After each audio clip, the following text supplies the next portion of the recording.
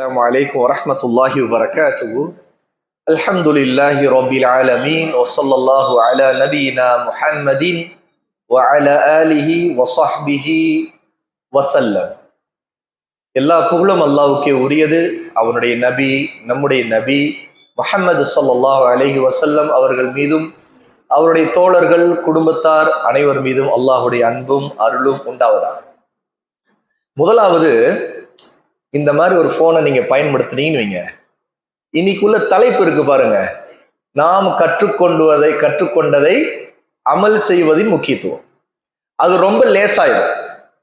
இந்த மாதிரி ஒரு பட்டன் போன் வச்சுக்கிட்டோம், பேசுறதுக்கு தேவைன்னா ஹலோ அஸ்ஸலாமு அலைக்கும், வலைக்கும் அஸ்ஸலாம், முடிஞ்சிருச்சு, வச்சுட்டோன்னு வைங்க, நம்முடைய காரியங்கள்ல நிறைய நேரத்துல பரக்கத், கண்ணுக்கு ஆரோக்கியம், நம்முடைய உடம்புக்கு ஆரோக்கியம், நம்முடைய சிந்தனைக்கு ஆரோக்கியம், நம்முடைய உள்ளத்திற்கு ஆரோக்கியம். நம்முடைய ஆரோக்கியம் கெட்டு போகிறதுங்கிறது, நாம உடம்பு சரியில்லைன்னா டாக்டர்கிட்ட போனா அப்பதான் நம்ம ஆரோக்கியம் கெட்டிருக்குன்னு நாம நினைக்கிறோம். அதையெல்லாம் விட ஒரு மோசமான விஷயம் என்னடா, நம்முடைய ஆரோக்கியம் கெட்டு போறது முதல்ல நம்முடைய கல்வி, நம்முடைய இதயம் கெட்டு போறது. அதுக்கு மிக முக்கியமான காரணம் இன்னைக்கு இருக்கிற ஸ்மார்ட் போன்ஸ், ஐபோன்ஸ். ஏன்? நாம் அதை எடுத்தாலே முதல்ல நம்முடைய நேரம் கெட்டு போயிடும். அந்த நேரம் ஏன் கெட்டு போகுது? பயனுள்ளதை நாம படிச்சு உள்வாங்கினா நேரம் கெட்டு போகுமா? உள்ளம் கெட்டு போகுமா? ஆகாது. அதை நம்ம அமல் செய்ய நம்முடைய நன்மை அதிகரிக்கும். ஆனா நாம ஒரு பெரிய வலைக்குள்ள, ஒரு சதி வலைக்குள்ள போய் சிக்கிக்கிறோம். எப்படி? இப்ப சின்ன பிள்ளைங்களா இருந்தா கேம்ஸ் விளையாட, ஷார்ட்ஸ் ஏதாவது பார்க்க அல்லது கார்ட்டூன்ஸ் பார்க்க, இப்படின்னு அவங்களுடைய நேரங்கள் எல்லாம் அதுல வீணாகும். அவங்க ஆரோக்கியமா இருக்க கூட அது தடையா இருக்கு. பிள்ளைங்க விளையாடுறாங்க, ஓடுறாங்க, இந்த மாதிரினா உடம்பா ஆரோக்கியமா இருக்கும், உற்சாகம் இருக்கும். ஈவன் அவங்க ரெண்டு பேரும் சண்டை போட்டா கூட, இப்படி சண்டை போடக்கூடாதுமான்னு நம்ம சொல்லி கொடுக்க கூட அங்க ஒரு வாய்ப்பு இருக்கு. அங்க ஒரு உபதேசம் செய்ய முடியும், அவங்கள சீர்திருத்த முடியும். ஆனா அவங்க கேம்ஸ் மூலமா அங்க என்னென்ன சண்டை போட்டுட்டு இருக்கிறாங்களோ அதுல அவங்களுடைய மைண்ட், அவங்களுடைய சிந்தனை எல்லாமே கரப்ட் ஆகி எல்லாம் சீர்கட்டு, ஒரு வெறித்தனமும் ஒருவித கோபமும் ஆக்ரோஷமும் இந்த உலகத்துல இதுதான் உலகம்னு நம்ப வைக்கின்ற ஒரு மகா முட்டாள்தனம் எதுல இருக்குது? போன்ல இருக்கு. சரி, இது எங்க சீர்திருத்துறது? பிள்ளைங்களை திருத்தணும் அப்படின்னு நினைக்கிறோம், நம்மை திருத்தாத வரைக்கும் அது நடக்காது. நாம சீர்திருந்தாம, நாம கட்டுப்பாடுகளை கொண்டு வராம, நமக்கு நாம கொண்டு வராம நம்முடைய இபாதத்துகள் சீராகாது, நம்முடைய இல்மு தேடக்கூடிய கல்வி சீராகாது, நேரத்துல பரக்கத்து இருக்காது, நம்முடைய தூக்கம் கெடும். எத்தனை பேர் இரவுல மணிக்கணக்கா இந்த போன்ல மூழ்கி இருக்கிறாங்க? எத்தனை பேர் அவங்களுடைய ஓதுதல் அல்லது மற்ற விஷயங்களுக்காக நாங்க போன் வச்சிருக்கோம்னு நினைக்கிறவங்க அதே சதி வலைக்குள்ள போய் சிக்கி மற்ற எத்தனையோ வீணான எந்த நன்மையும் அளிக்காது. இந்த உலகத்தை பத்தி தெரிஞ்சுக்கலாம், அது தெரிஞ்சுக்கலாம், இது தெரிஞ்சுக்கலாம், உலகத்துல என்னென்ன நடக்குது எல்லாம் தெரிஞ்சுக்கலாம், எத்தனை சமையல் விஷயங்கள் ஏதாவது நமக்கு பயனளிக்குதா? நம்ம போன் வழியா பார்க்கக்கூடிய விஷயங்கள்ல ஒரே 1% கூட அல்ல, 0.5% கூட நமக்கு பயனளிக்கிறது. ஒரு குர்ஆனுடைய ஆயத்தை அப்ளை செய்தா நம்முடைய வாழ்க்கையில் அமல் செய்ய அது பயன்படும். ஒரு நல்ல விஷயத்த குடும்பத்தாரோட நல்லதை பகிர்றது, பிள்ளைகளுக்கு சொல்லிக் கொடுக்கறது, சகோதரிகள் ஒருத்தருக்கு ஒருத்தர் பேசிக்கிறது, சொந்த மதத்தின் நன்மையை பேசுறது, இது பயனளிக்கும். எவ்வளவு விஷயங்கள் இருக்கு. இதுக்கு எல்லாத்துக்கும் முட்டுக்கட்டையா இருக்கிறது ஸ்மார்ட் போன்ஸ். அப்போ ஈவன் நம்முடைய இபாதத்துகளுக்கு இடையூறா இருக்குது. இப்ப பாருங்க, நம்ம ஒரு இல்முடைய மஜ்லிஸ்ல உட்கார்ந்து இருக்கிறோம். இப்ப கொஞ்ச நேரத்துல பாருங்க, யாருக்காவது உங்களுடைய ஸ்மார்ட் போன் உங்களை சுரண்டும், ஏதாவது ஒண்ணு உங்களை பண்ணும். ஏன்னு கேட்டா அதுல ஏராளமான விஷயங்கள் உங்களை அடையறதுக்கு வாய்ப்பா இருக்குது. ஒரு ஜஸ்ட் ஒரு நோட்டிபிகேஷன் உங்களை என்ன பண்ற, இன்னும் வரலையே, நீ இன்னும் எடுக்கலையே, நீ எங்க இருக்கிற அப்படின்னு கேட்கும். எங்க இருக்கிற? இன்னும் இந்த நேரத்துல நோண்டிக்கிட்டு இருப்பையே. ஏன்னா ஸ்மார்ட் போனுடைய அல்கோரிதம் என்ன அப்படின்னா, நீங்க எந்தெந்த நேரத்துல அதிகமா அதை யூஸ் பண்ணுவீங்களோ அதுக்கேற்ற மாதிரி அது உங்களுக்கு வடிவமைக்கப்பட்டிருக்கு. நீங்க அதை விட்டு தூரமா இருந்தா கூட ஏதோ ஒரு நோட்டிபிகேஷன் உங்களை தொந்தரவு பண்ணும். அந்த நேரத்துக்கு உடனே நீங்க பார்க்க நோட்டிபிகேஷன் வரும், நீங்க எடுக்கிறீங்க நோட்டிபிகேஷன் வரும். அதையெல்லாம் விட்டு தூரமா இருக்கணும். நம்முடைய சில விஷயங்களை கட்டுப்பாடை கொண்டு வரணும் அப்படின்னா எவ்வளவு தூரம் நீங்க அது ஒரு இல்மு தேடக்கூடிய அமல் செய்யணும், மறுமைக்கா தயாராகணும், பிள்ளைகளை சீர்திருத்தணும், நிறைய நன்மைகளை நம்ம நம்முடைய வாழ்க்கைக்குள்ள கொண்டு வரணும், நம்முடைய குடும்பத்திற்குள்ள கொண்டு வரணும்னு நினைச்சோம்னா முடிஞ்ச வரைக்கும் அப்கிரேடுக்கு போகாம லோ கிரேடுக்கு எவ்வளவு தூரம் கீழே வரீங்களோ அவ்வளவு தூரம் உள்ளங்க. இருக்கிற லோ கிரேட்ல ரொம்ப லோ கிரேட்ல இதுதான் 800 ரூபா போன். நான் கிளாஸஸ் வீடியோ எடுக்க அப்லோட் பண்ண ஒரு போனை வச்சிருக்கேன். இதுல இப்ப நெட் கனெக்ஷன் கூட இல்லாத போன். இதை அதுக்கு பிறகு வைஃபைல அப்லோட் பண்ணி விட்டுருவேன், மோடம் வச்சு அப்லோட் பண்ணுவேன். லேப்டாப்ல தான் வாட்ஸ்அப்பு தவிர்க்க முடியாததை இப்படி பார்த்துக்குவேன். அதுக்கு பிறகு நினைச்சா எடுத்து நான் பார்க்குற டைம்ல தான் நான் பார்ப்பேன்.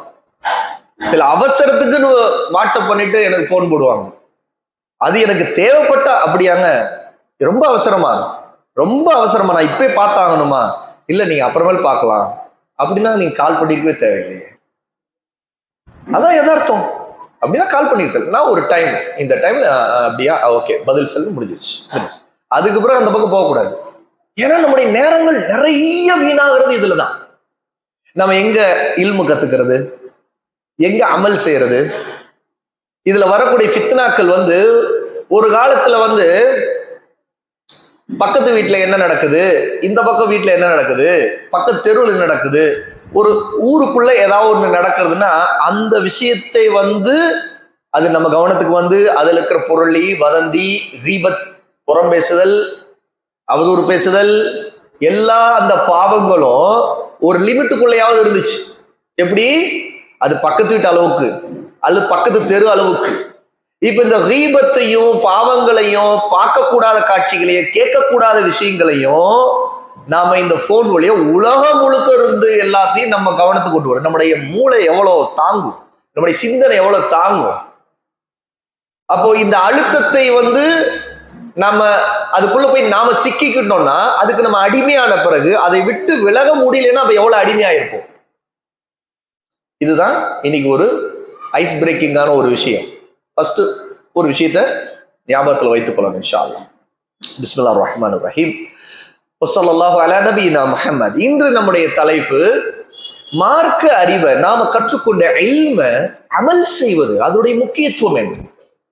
இன்னைக்கு நமக்கு குர்ஆனுடைய ஹதீஸ்களுடைய நம்முடைய சஹாபாக்களுடைய வார்த்தைகள் வாழ்க்கை சம்பவங்கள் இதெல்லாம் அள்ளி அள்ளி கொட்டப்பட்டிருக்கு. அது போன் வழியா யூடியூப் வழியா எத்தனையோ வழிகள்ல நமக்கு முன்னாடி திரும்ப திரும்ப விழுது.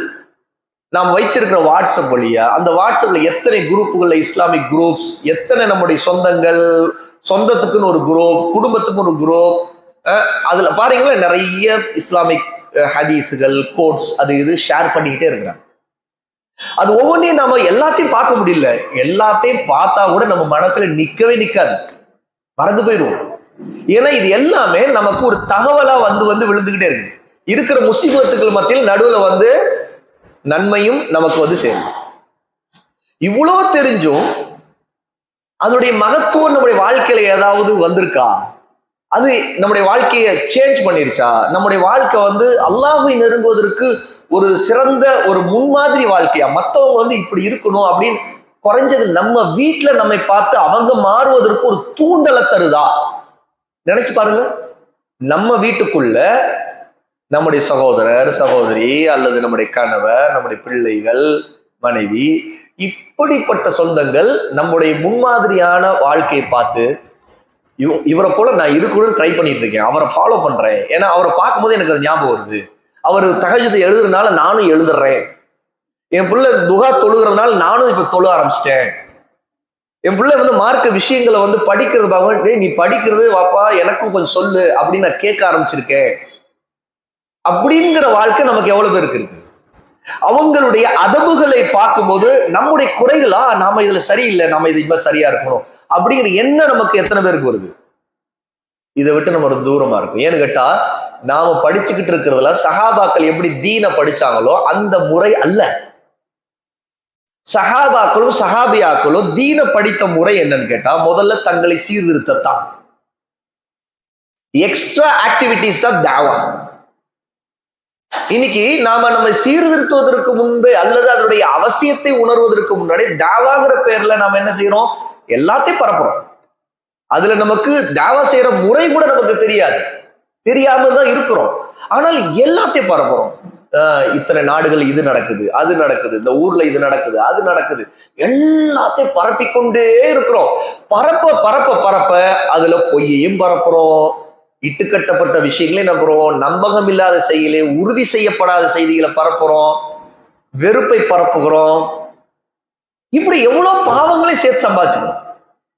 அப்போ இதனுடைய பிரச்சனை, நம்ம இல்மை கற்றுக்கொள்வதில் பிரச்சனை, நாம அதை அமல் செய்வதில் பிரச்சனை. அப்ப கற்றுக்கொண்டதை அமல் செய்வதின் முக்கியத்துவத்தை நாம் பேசுவதற்கு முன்பு கற்றுக்கொள்வதின் முக்கியத்துவத்தை நாம் பேச வேண்டும், நாம் உணர வேண்டும். தீனை கற்றுக்கொள்வதுடைய முக்கியத்துவம் நம்ம ஹதீஸை கேள்விப்பட்டிருக்கோம். தலபுல் இல்மி ஃபரீதத்துன் அலா குல்லி முஸ்லிம். இல்மை தேடுவது ஒவ்வொரு முஸ்லிமின் மீதும் கடமை. அனஸ் இப்னு மாலிக் ரலியல்லாஹு அன்ஹு அறிவிக்கக்கூடிய இந்த ஹதீஸ் இப்னு மாஜால பிரபலமான ஹதீஸ், நாம எல்லாரும் அடிக்கடி கேட்ட ஹதீஸ். ஒரு கேள்வி இப்படி நினைத்து பாருங்க, இந்த ஹதீஸுடைய விளக்கம் என்ன நமக்குள்ள தோன்றி இருக்கா? இந்த ஹதீஸை கேட்கிறோம், இல்ம தேடுவது ஒவ்வொரு முஸ்லிமின் மீது கடமை அப்படின்னு, இதோடைய விளக்கம் என்ன? இப்போ முதல் விஷயம், இல்மை தேடுவது அப்படின்னா இல்முனா என்னன்னு தெரியும். ரெண்டாவது, ஒவ்வொரு முஸ்லிமின் மீது கடமைன்னு ஒன்றை குறிப்பிடுது இந்த ஹதீஸ். அது என்ன? இல்மு.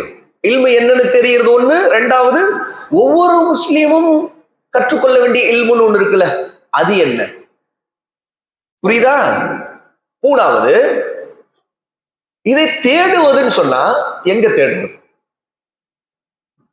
தேடுவதுன்னு ஹதீஸ்ல வருது, தொலபுல் இல்ம். தொலப தேடுவது, தேடினான். யார் தேடுகிறாரோ அவர்தான் தாலிப் என்று சொல்லுவாங்க. இல்ம தேடுகிறதுக்கு தாலிபு. அரபியில தாலிபுல் இல்ம் அப்படின்னு சொன்னா மார்க்க கல்வி தேடக்கூடியவர்னு அர்த்தம். இப்ப கவனிச்சு பாருங்க, மார்க்க கல்வியை தேடக்கூடியவர். சரி, அவர் எங்க தேடுறது? புத்தகங்கள்ல தேடுறதா, அவருக்கு வாட்ஸ்அப்ல வர்றதுல எல்லாம் தேடுறதா, அல்லது யாரோ ஒருத்தர் ஏதாவது பேசினாரு வாட்ஸ்அப்ல வந்துச்சு அல்ல யூடியூப்ல வந்துச்சு அதுல தேடுறதா? தேடுவது எப்படி? இப்போ கடமைன்னு ஒண்ணு ரசூல் ஸல்லல்லாஹு அலைஹி வஸல்லம் சொல்றாங்க இல்லையா? இப்போ இன்னொரு கேள்வி நீங்க கேட்டு பாருங்க, இது நான்காவது கேள்வி. சரிங்க, நான் இல்ம தேடல, இல்ம தேடினா நான் ஒரு ஆலிமா ஆகலாம்.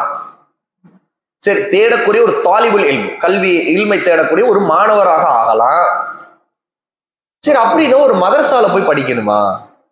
மதரசால படிச்சாதான் நான் தேடிய அந்த கடமையை நிறைவேற்றியவனா ஆவேனா? மதரசால நான் படிக்கலையே, ஒரு மௌலவியா அல்லது மௌலவியாவா? மௌலவினா ஆணை குறிக்கும், மௌலவியா பெண்ணை குறிக்கும். அப்ப நான் ஒரு மௌலவி அல்லது மௌலவியாவா மாறல.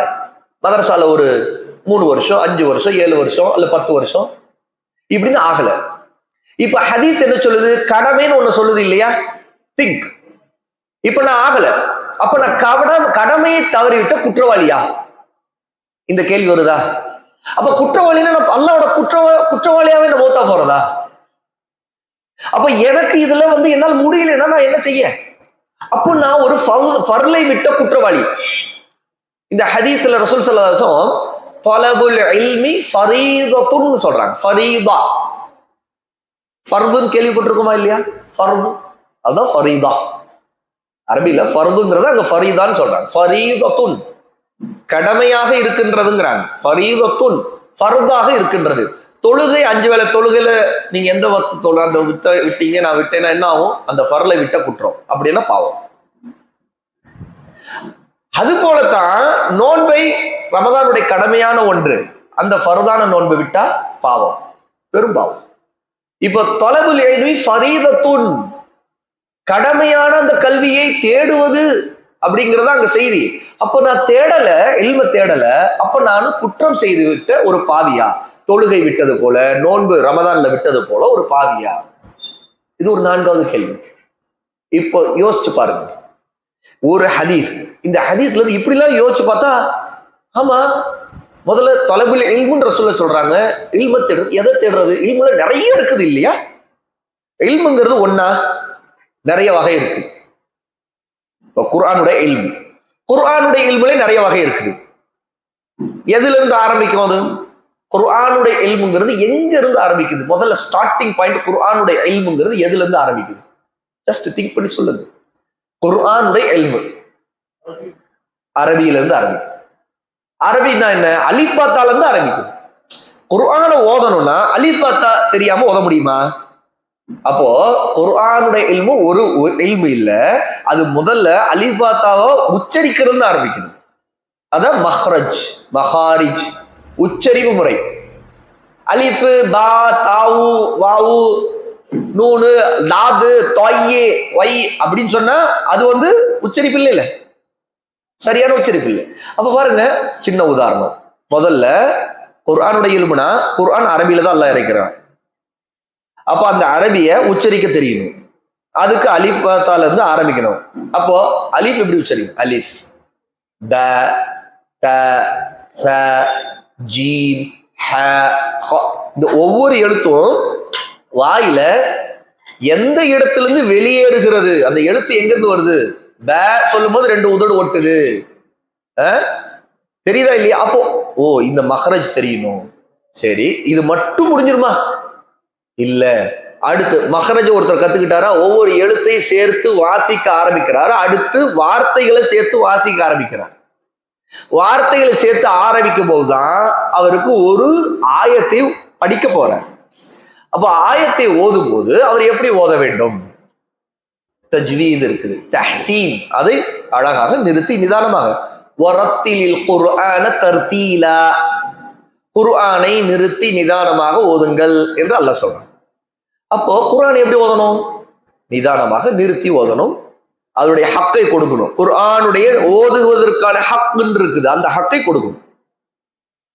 அப்ப அதில் உள்ள வகைகள் இருக்குது. தஜ்வீதுனா எல்லாருமே நம்ம அப்துல் பாசித் ஓதினார் அந்த மாதிரி ஓதுறது, அதுல சுதைஸ் ஓதினார், இந்த மாதிரி காரிகள் போலவே எல்லாரும் ஓதிட முடியுமா? இல்ல, அதுக்கெல்லாம் பெரிய பயிற்சி தேவைதான். ஆனா பிழை இல்லாம ஓதுவதற்கு முயற்சி. சரி, அதோட குர்ஆனுக்குள்ள கல்வி முடிஞ்சிருச்சா? இல்ல, அதுக்கு அடுத்தது அதனுடைய புரிதல், அதை விளங்குதல். அப்பதான் ஒரு ஆயத்துக்கான தப்சீர் என்ன, அதை சரியா புரியணுமா இல்லையா? அப்ப தப்சீர் என்பது விளக்கம், அந்த விளக்கம் தெரியணும். அப்புறம் அதுல இருந்து ஃபிக்கு என்ன, தப்சீர் செய்யும் போதுதான் அதுல ஃபிக்கு சட்டம் தெரிய வேண்டும். ஒரு ஆயத்தை படிக்கணும், அதுல இருந்து சட்டம் என்ன நமக்கு அது தெரியணும். பாருங்க, குர்ஆனுடைய கல்வியில நிறைய விஷயங்கள் இருக்கு. உலூமுல் குர்ஆன் என்று சொல்லுவாங்க. உலூம் என்று சொன்னா கல்விகள், இல்முடைய அந்த இல்முனா உலூம், பன்மையான வார்த்தை. அப்போ உலூம் என்னென்ன கல்விகள், அந்த சயின்சஸ், குர்ஆனுடைய சயின்சஸ் இருக்கு. அப்புறம் ஹதீஸ், ஹதீஸ்லயும் ஹதீஸ்னா என்ன, ஹதீஸ் எப்படி நமக்கு கிடைச்சிச்சு, ஹதீஸ்ல என்னென்ன சட்டங்கள் இருக்குது, ஹதீஸ் ஒரு ஹதீஸுக்கு முரண்படுவது, அது எப்படி சேர்த்து மக்கள் விலகி கொள்ளணும், உலமாக்கள் என்ன விலக்கி இருக்கிறாங்க, எவ்வளவு விஷயம் இருக்குது. அதுக்கு அடுத்தது இது ஹதீஸ். அப்புறம் நமக்கு இஸ்லாமிக் கல்வியிலே அகீதாவுடைய கல்வி இருக்குது. குர்ஆனிலும் ஹதீஸிலும் நம்ம கற்றுக்கொள்ள வேண்டிய அடிப்படையான அகீதா, கொள்கை சம்பந்தப்பட்ட கல்வி, இப்படி நிறைய வகையான கல்வி இருக்குது. அப்ப கல்வியை தேடுவதுன்னா அத்தனை நான் எப்ப தேடி முடிக்கிறதுன்னு கேள்வி வருதா இல்லையா? அப்போ இந்த ஹதீஸ் ஒன்றை வைத்து நான் உங்களுக்கு சொல்லுகிறேன் சகோதர சகோதரிகளே, ஒரு ஹதீஸா இருந்தாலும் அதை புரிந்து கொள்ள வேண்டும். அதுல இருக்கிற கருத்தை உலமா, நம்முடைய கல்வியாளர்கள், மூத்த உலமாக்கள், அஹ்லு சுன்னா சலஃபியாவுடைய உலமாக்கள் அதை எப்படி விளக்கி இருக்கிறார்கள், நம்முடைய ஐம்மா, நம்முடைய இமாம்கள், முன் சென்ற நல்லோர்கள், அஸ்ஸலஃபு ஸாலிஹ், அவர்கள் எப்படி விளக்கி இருக்கிறார்கள், அதன் மூலமாக அதை தெரிந்து கொள்ள வேண்டும். அப்போதான் நமக்கு தெளிவு கிடைக்கும்.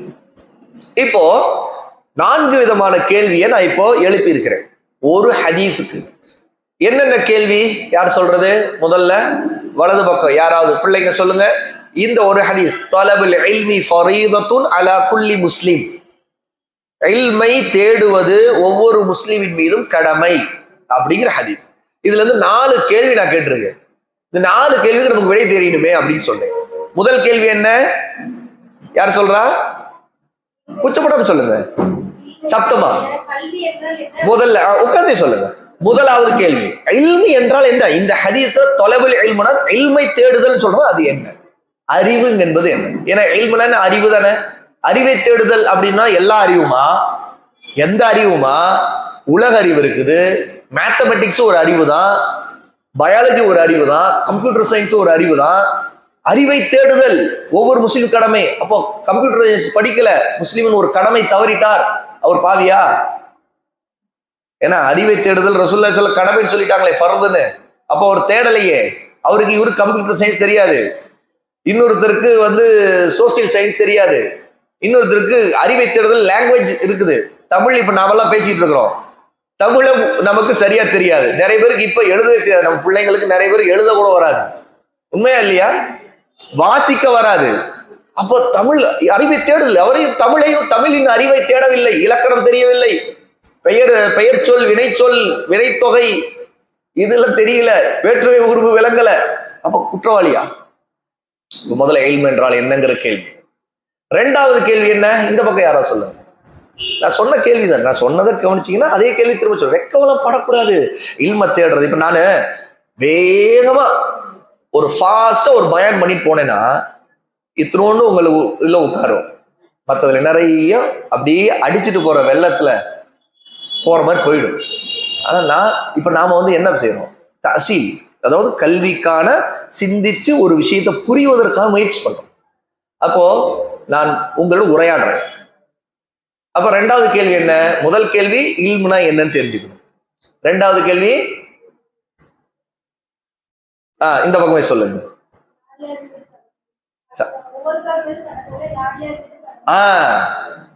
2வது விஷயம், தொலபுல் இல்மி அலா குல்லி முஸ்லிம், ஒவ்வொருவர் மீதும் கடமைனா அப்ப எல்லாருமே மதரசா போகணுமா அல்லது இந்த மாதிரியான விஷயங்கள்? எல்லாருமே வா, எல்லாரும் தேடிதாங்கணுமா? ஒவ்வொரு முஸ்லீம் மீது கடமைன்னு வந்துருச்சே அப்படிங்க. 3வது எங்கு போய் தேடுவது? ஏன் தேடுறதை பத்தி ரசூலுல்லாஹ் சொல்றாங்க, தொலபுல் இல்ம், தாலிபுல் இல்ம்னா கல்வியை தேடுகிறவர், இல்மை தேடுகிறவர்னு அர்த்தம். சரிங்க, தேட சொல்றாங்களே, எங்க போய் தேடுறது அப்படிங்கிற கேள்வி. 4வது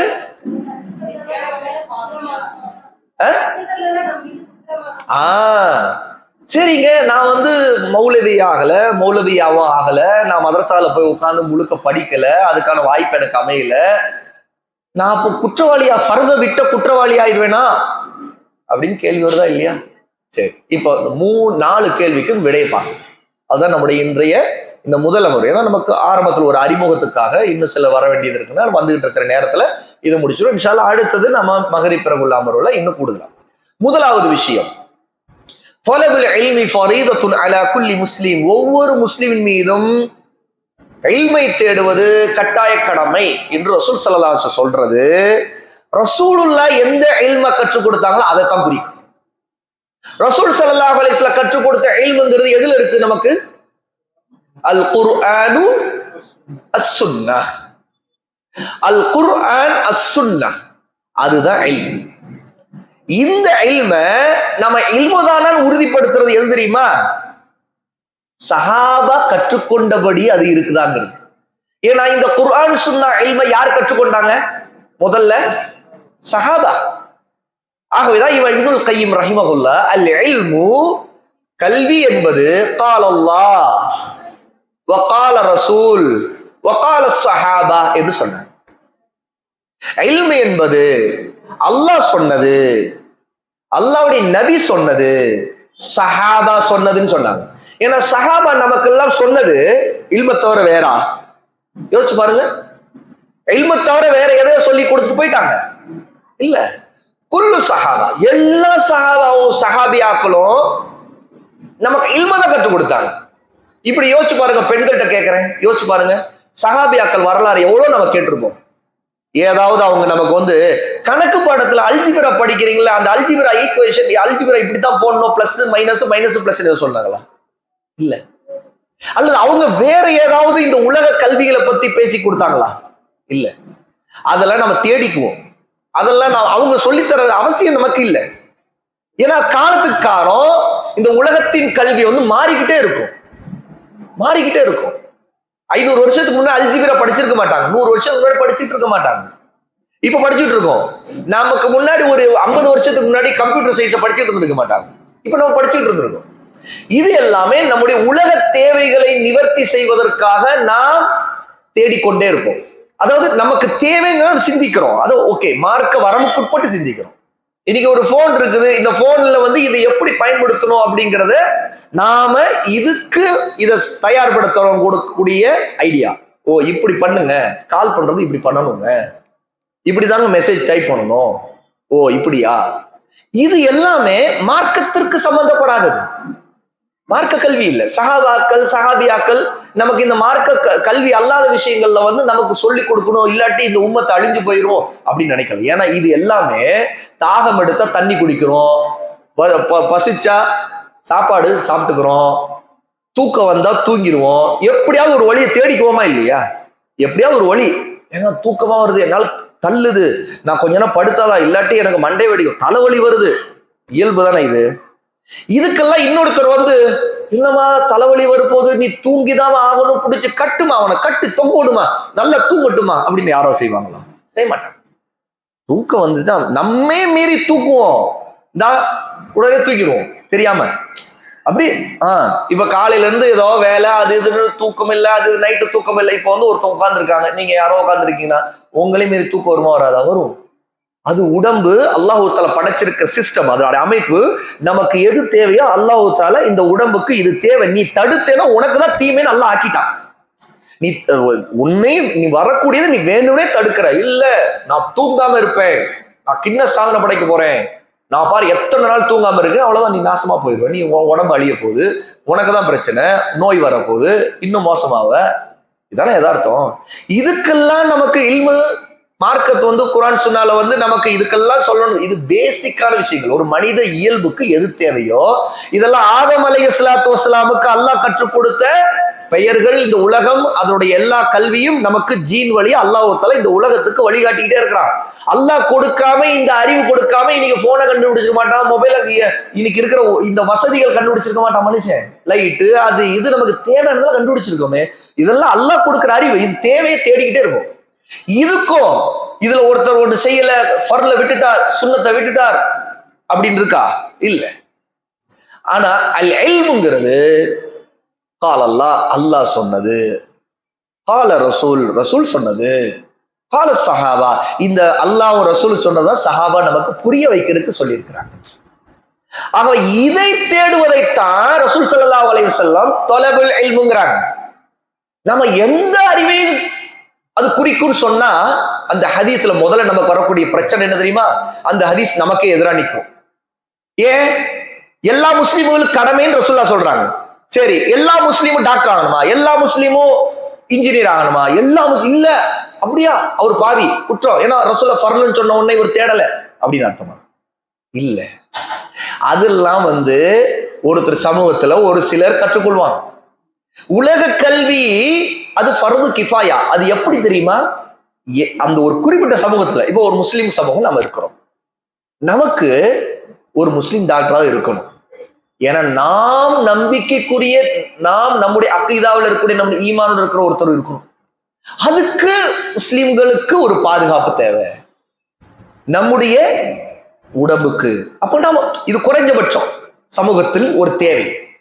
அப்ப அது எல்லாமே கிஃபாயா, பொதுவாக சமூகத்தில் யாராவது சிலர் ஒரு குறிப்பிட்ட கல்வி படிச்சிருந்தா போதுமானது, எல்லார் மீதும் கடமையாகாது. இங்க ரசூல் ஸல்லல்லாஹு அலைஹி வஸல்லம் எல்லார் மீதும் கடமை பற்றிய ஒரு கல்வி சொல், தலபுல் இல்மி ஃபரீதத்துன் அலா குல்லி முஸ்லிம்ங்கிறாங்க. எல்லா முஸ்லிம்களுக்கு அப்ப கல்வி எது கடமை? இப்போ கல்வினா என்னன்னு தெரிஞ்சிச்சு. இது ரெண்டாவது விஷயம். எல்லா முஸ்லிம்களுக்கு கடமைன்னு சொன்னா எது? நான் முதல்ல சொன்னேன், நீங்க உடனே அரபி முழுக்க படிச்சாகணும், தஃப்சீர் படிக்கணும், ஹதீஸ் படிக்கணும், எல்லாம் சொத்துரிமை சட்டங்கள் முழுக்க படிச்சிருக்கணும். ஜக்காத் ஃபத்வா கொடுக்குற அளவுக்கு உங்களுக்கு தகுதி இருக்கணும். இல்லைன்னா அவ்வளவுதான், நீங்க கடமை தவறி விட்டீர்கள். அப்படியா? இல்ல. இந்த ஹதீஸ்ல குல்லு முஸ்லிம்னா எல்லா முஸ்லிம் கடமையானது தெரியுமா? அர்கானுல் ஈமான், ஈமானுடைய தூண்களை பற்றி கல்வி. ஏன்னா எல்லாருமே லா இலாஹ இல்லல்லாஹ் முஹம்மது ரசூலுல்லாஹ் சொல்லணும். எல்லாருமே அல்லாஹ் மீது, மலக்குகள் மீது, வேதங்கள் மீது, ரசூல்மார்கள் மீது, மறுமையின் மீது, விதியின் நன்மை தீவின் மீது நம்பிக்கை வைக்கணும். அதை பற்றி அறிவை கற்றுக்கொள்ளணும். எல்லா முஸ்லிம்களுக்கும் கடமை. ஹலால் ஹராமுடைய சட்டம் தெரிஞ்சிருக்கணும். எது ஹராம் எது ஹலால், அந்தந்த வயதுக்கு அந்தந்த குறிப்பிட்ட நபருக்கு அவர் எந்த நிலையில இருக்கா அதுக்கு தேவையான ஹலால் ஹராம் சட்டம் தெரியும். ஒரு குழந்தைக்கு கல்யாணத்தை பத்தி அதுல உள்ள சட்டம் ஹலால் எது ஹராம் எது தெரியும்னு அவசியம் இல்லை. ஏன்னா அந்த வயதே இல்லை. ஆனா ஒரு கல்யாணம் பண்ணுபவருக்கு தெரியணும் யாரை நிக்கா செய்யணும், யாரை நிக்கா செய்யக்கூடாது. கல்யாணம் பண்றாரு, அவருக்கு மனைவியிடம் எப்படி நடந்துக்கணும், எப்படி நடக்கக்கூடாது. இந்த பெண் கணவரிடம் எப்படி நடக்கணும், நடக்கக்கூடாது. ஹலால் எது ஹராம் எது தெரிஞ்சிருக்கும். ஒருத்தருக்கு பண வசதி வந்துருச்சு, அல்லாஹ்வுத்தால கொடுத்துக்கிட்டே இருக்கிறான். ஜக்காத் சம்பந்தமான சட்டம் தெரியாம அவர் இருக்கலாமா? ஹராம். அப்படி இருந்தாருன்னா ஹராம். ஃபர்தான ஒரு கடமை விடுறாரு, அதான் கல்வி தேடணும். ஏன்னா இப்ப அவருக்கு கடமையா உள்ள கல்வி எது, அந்த கடமை தெரிஞ்சிருக்கும். அவர் ஜக்காத் கொடுக்க வேண்டும், தனக்கு சம்பாதிக்கிறாரு. முதல்ல அவருக்கு சம்பாத்தியம் இல்லை, அவ்வளவு வசதி இல்லை, அவர் ஜக்காத் கொடுக்க வேண்டிய நிலையில இல்லை. ஏன்னா அவரே வாங்க வேண்டிய நிலையில் இருக்கிறார். அவருக்கு ஜக்காத்துடைய எல்லா சட்டங்களும் தெரிஞ்சிருக்குன்னு அவசியம் இல்லை. ஆனால் வாங்க சொல்றாங்களோ. பிஸ்மில்லாஹிர் ரஹ்மானிர் ரஹீம், வல்ஹம்துலில்லாஹி ரப்பில் ஆலமீன், வஸல்லல்லாஹு அலா நபியினா முஹம்மதின் வஅலா ஆலிஹி வஸஹ்பிஹி அஜ்மஈன். தலபுல் இல்மி ஃபரீதத்துன் அலா குல்லி முஸ்லிம். ஒவ்வொரு முஸ்லிமின் மீதும் இல்மை தேடுவது கட்டாய கடமை. ரசூலுல்லாஹி ஸல்லல்லாஹு அலைஹி வஸல்லம் முதலில் எந்த இல்மை சொல்லுகிறார்கள்? அதுதான் முதல் கேள்வி. அதனுடைய பதில் அல் இல்மு கால அல்லாஹ், அல்லாஹ் சொன்னது. கால ரசூல், அல்லாஹ்வுடைய ரசூல் ஸல்லல்லாஹு அலைஹி வஸல்லம் சொன்னது. கால ஸஹாபா, ஸஹாபா ரலியல்லாஹு அன்ஹும் சொல்லி கொடுத்தாங்க. ஏன்னா ஸஹாபா ரலியல்லாஹு அன்ஹும் அல்லாஹ்வுடைய ரசூலுடைய இல்மை சரியாக கற்றுக்கொண்டாங்க.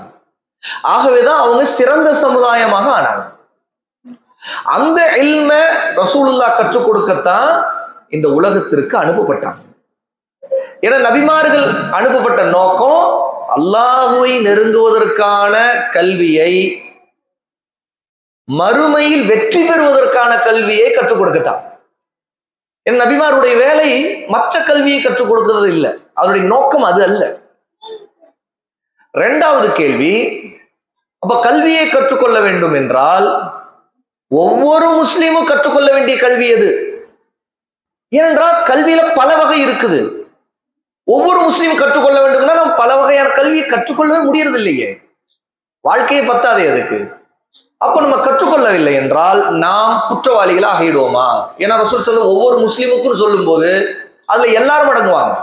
முதலாவது ஆண்களும் அடங்குவாங்க, பெண்களும் அடங்குவாங்க, பெரியவர்களும் அடங்குவாங்க, சிறியவர்களும் அடங்குவாங்க, எந்த நாட்டில் இருப்பவர்களும் அடங்குவாங்க. வெறும் அரபுகள் மட்டுமல்ல, அரபி மொழியை, குர்ஆனுடைய மொழியை தெரிந்திருந்தால் மட்டுமல்ல, இந்த நாட்டில் இருந்தாலும் சரி, எந்த நாட்டில் இருந்தாலும் சரி, அவர்கள் ஒரு முஸ்லீம் என்றால் இல்ம கற்றுக்கொள்ளணும், இல்லைன்னா குற்றவாளி அப்படின்னு ஆயிடும். அப்படி என்றால் கற்றுக்கொள்ள வேண்டிய இல்முங்கிறது ஒவ்வொரு முஸ்லீமுக்கும் கடமையா இருக்கிற இல்முங்கிறது எது? இந்த கேள்விக்கு பதில் தெரியணும். அதைத்தான் நான் கடைசியாக சொன்னேன். ஃபர்து ஐனான கல்வியை கற்றுக்கொள்வது இந்த ஹதீஸ்ல சொல்லப்பட்டிருக்கு.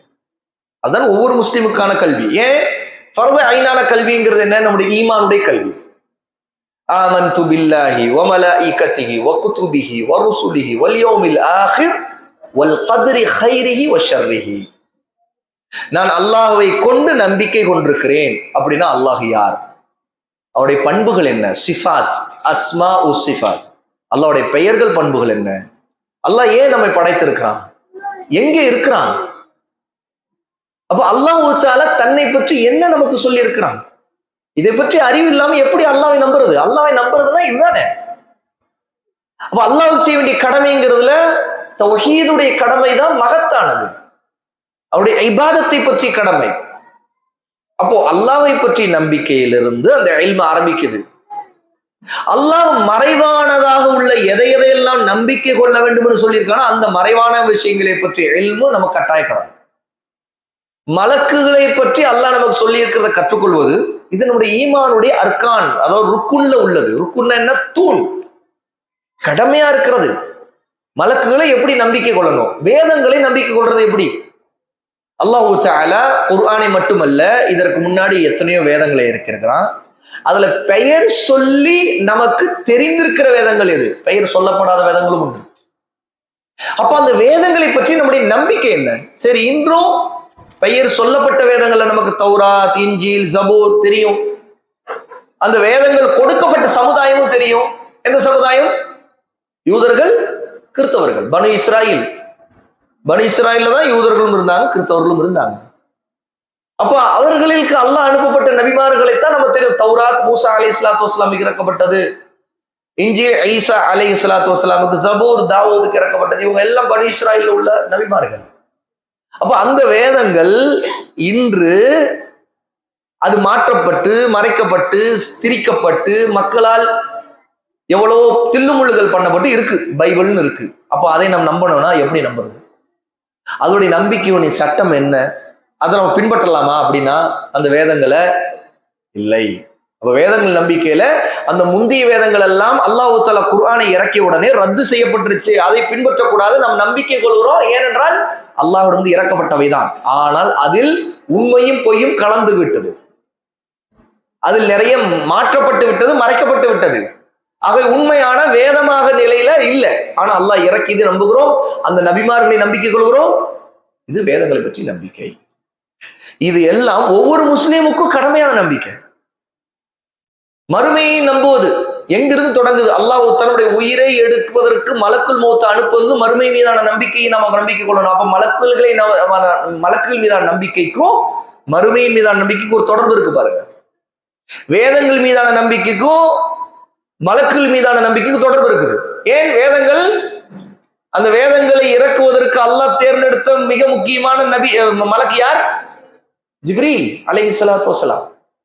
பாருங்க, மலக்குகள் மீதான நம்பிக்கை வேதங்கள் மீதான நம்பிக்கைக்கு தொடர்பு இருக்குது. அந்த வேதங்கள் நபிமார்களுக்கு இறக்கப்பட்டது, நபிமார்களிடம் மலக்குகள் வந்தார்கள், அந்த நம்பிக்கைக்கு தொடர்பு இருக்குது. அந்த நபிமார்கள் யார் யார்? அப்ப நபிமார்களுக்கு பெயர் சொல்லப்பட்ட நபிமார்கள் குர்ஆன்ல எத்தனை நமக்கு அறிந்திருக்கிறோம்? எத்தனை நபிமார்கள் பெயர் சொல்லி அறிஞ்சிருக்கிறோம்? 25 நபிமார்கள். பெயர் சொல்லப்படாதவை எத்தனையோ பேர், வரலாறே தெரியாதவை, வரலாறு ஒரு பெயரும் இல்லை வரலாறும் இல்லைன்னு சொல்லப்படுகிற நிலையில் இருக்கிற எத்தனையோ நபிமார்கள். அப்ப இந்த நம்பிக்கைகள் ஒன்றோடு ஒன்று கனெக்டா இருக்கு. மறுமை மீதான நம்பிக்கையில உயிர் எடுக்கப்படுகிற மலக்குல் மௌத் மீதான நம்பிக்கையிலிருந்து உயிர் எடுக்கப்பட்ட பிறகு திரும்ப மலக்கள் 2 பேர் நம்ம விசாரிக்கிறாங்க கபர்ல. அப்ப மலக்குல் மீதான நம்பிக்கையில இங்க கனெக்ட் ஆகுது. முன்கர் நக்கீர் வருவாங்க. அதற்கு பிறகு விசாரணைக்கு பிறகு ஒரு நாள் உயிர் கூட எழுப்பப்படும், விசாரணை இருக்கும், தீர்ப்பு அளிக்கப்படும். தீர்ப்புக்கு பிறகு சொர்க்கமோ நரகமோ உண்டு.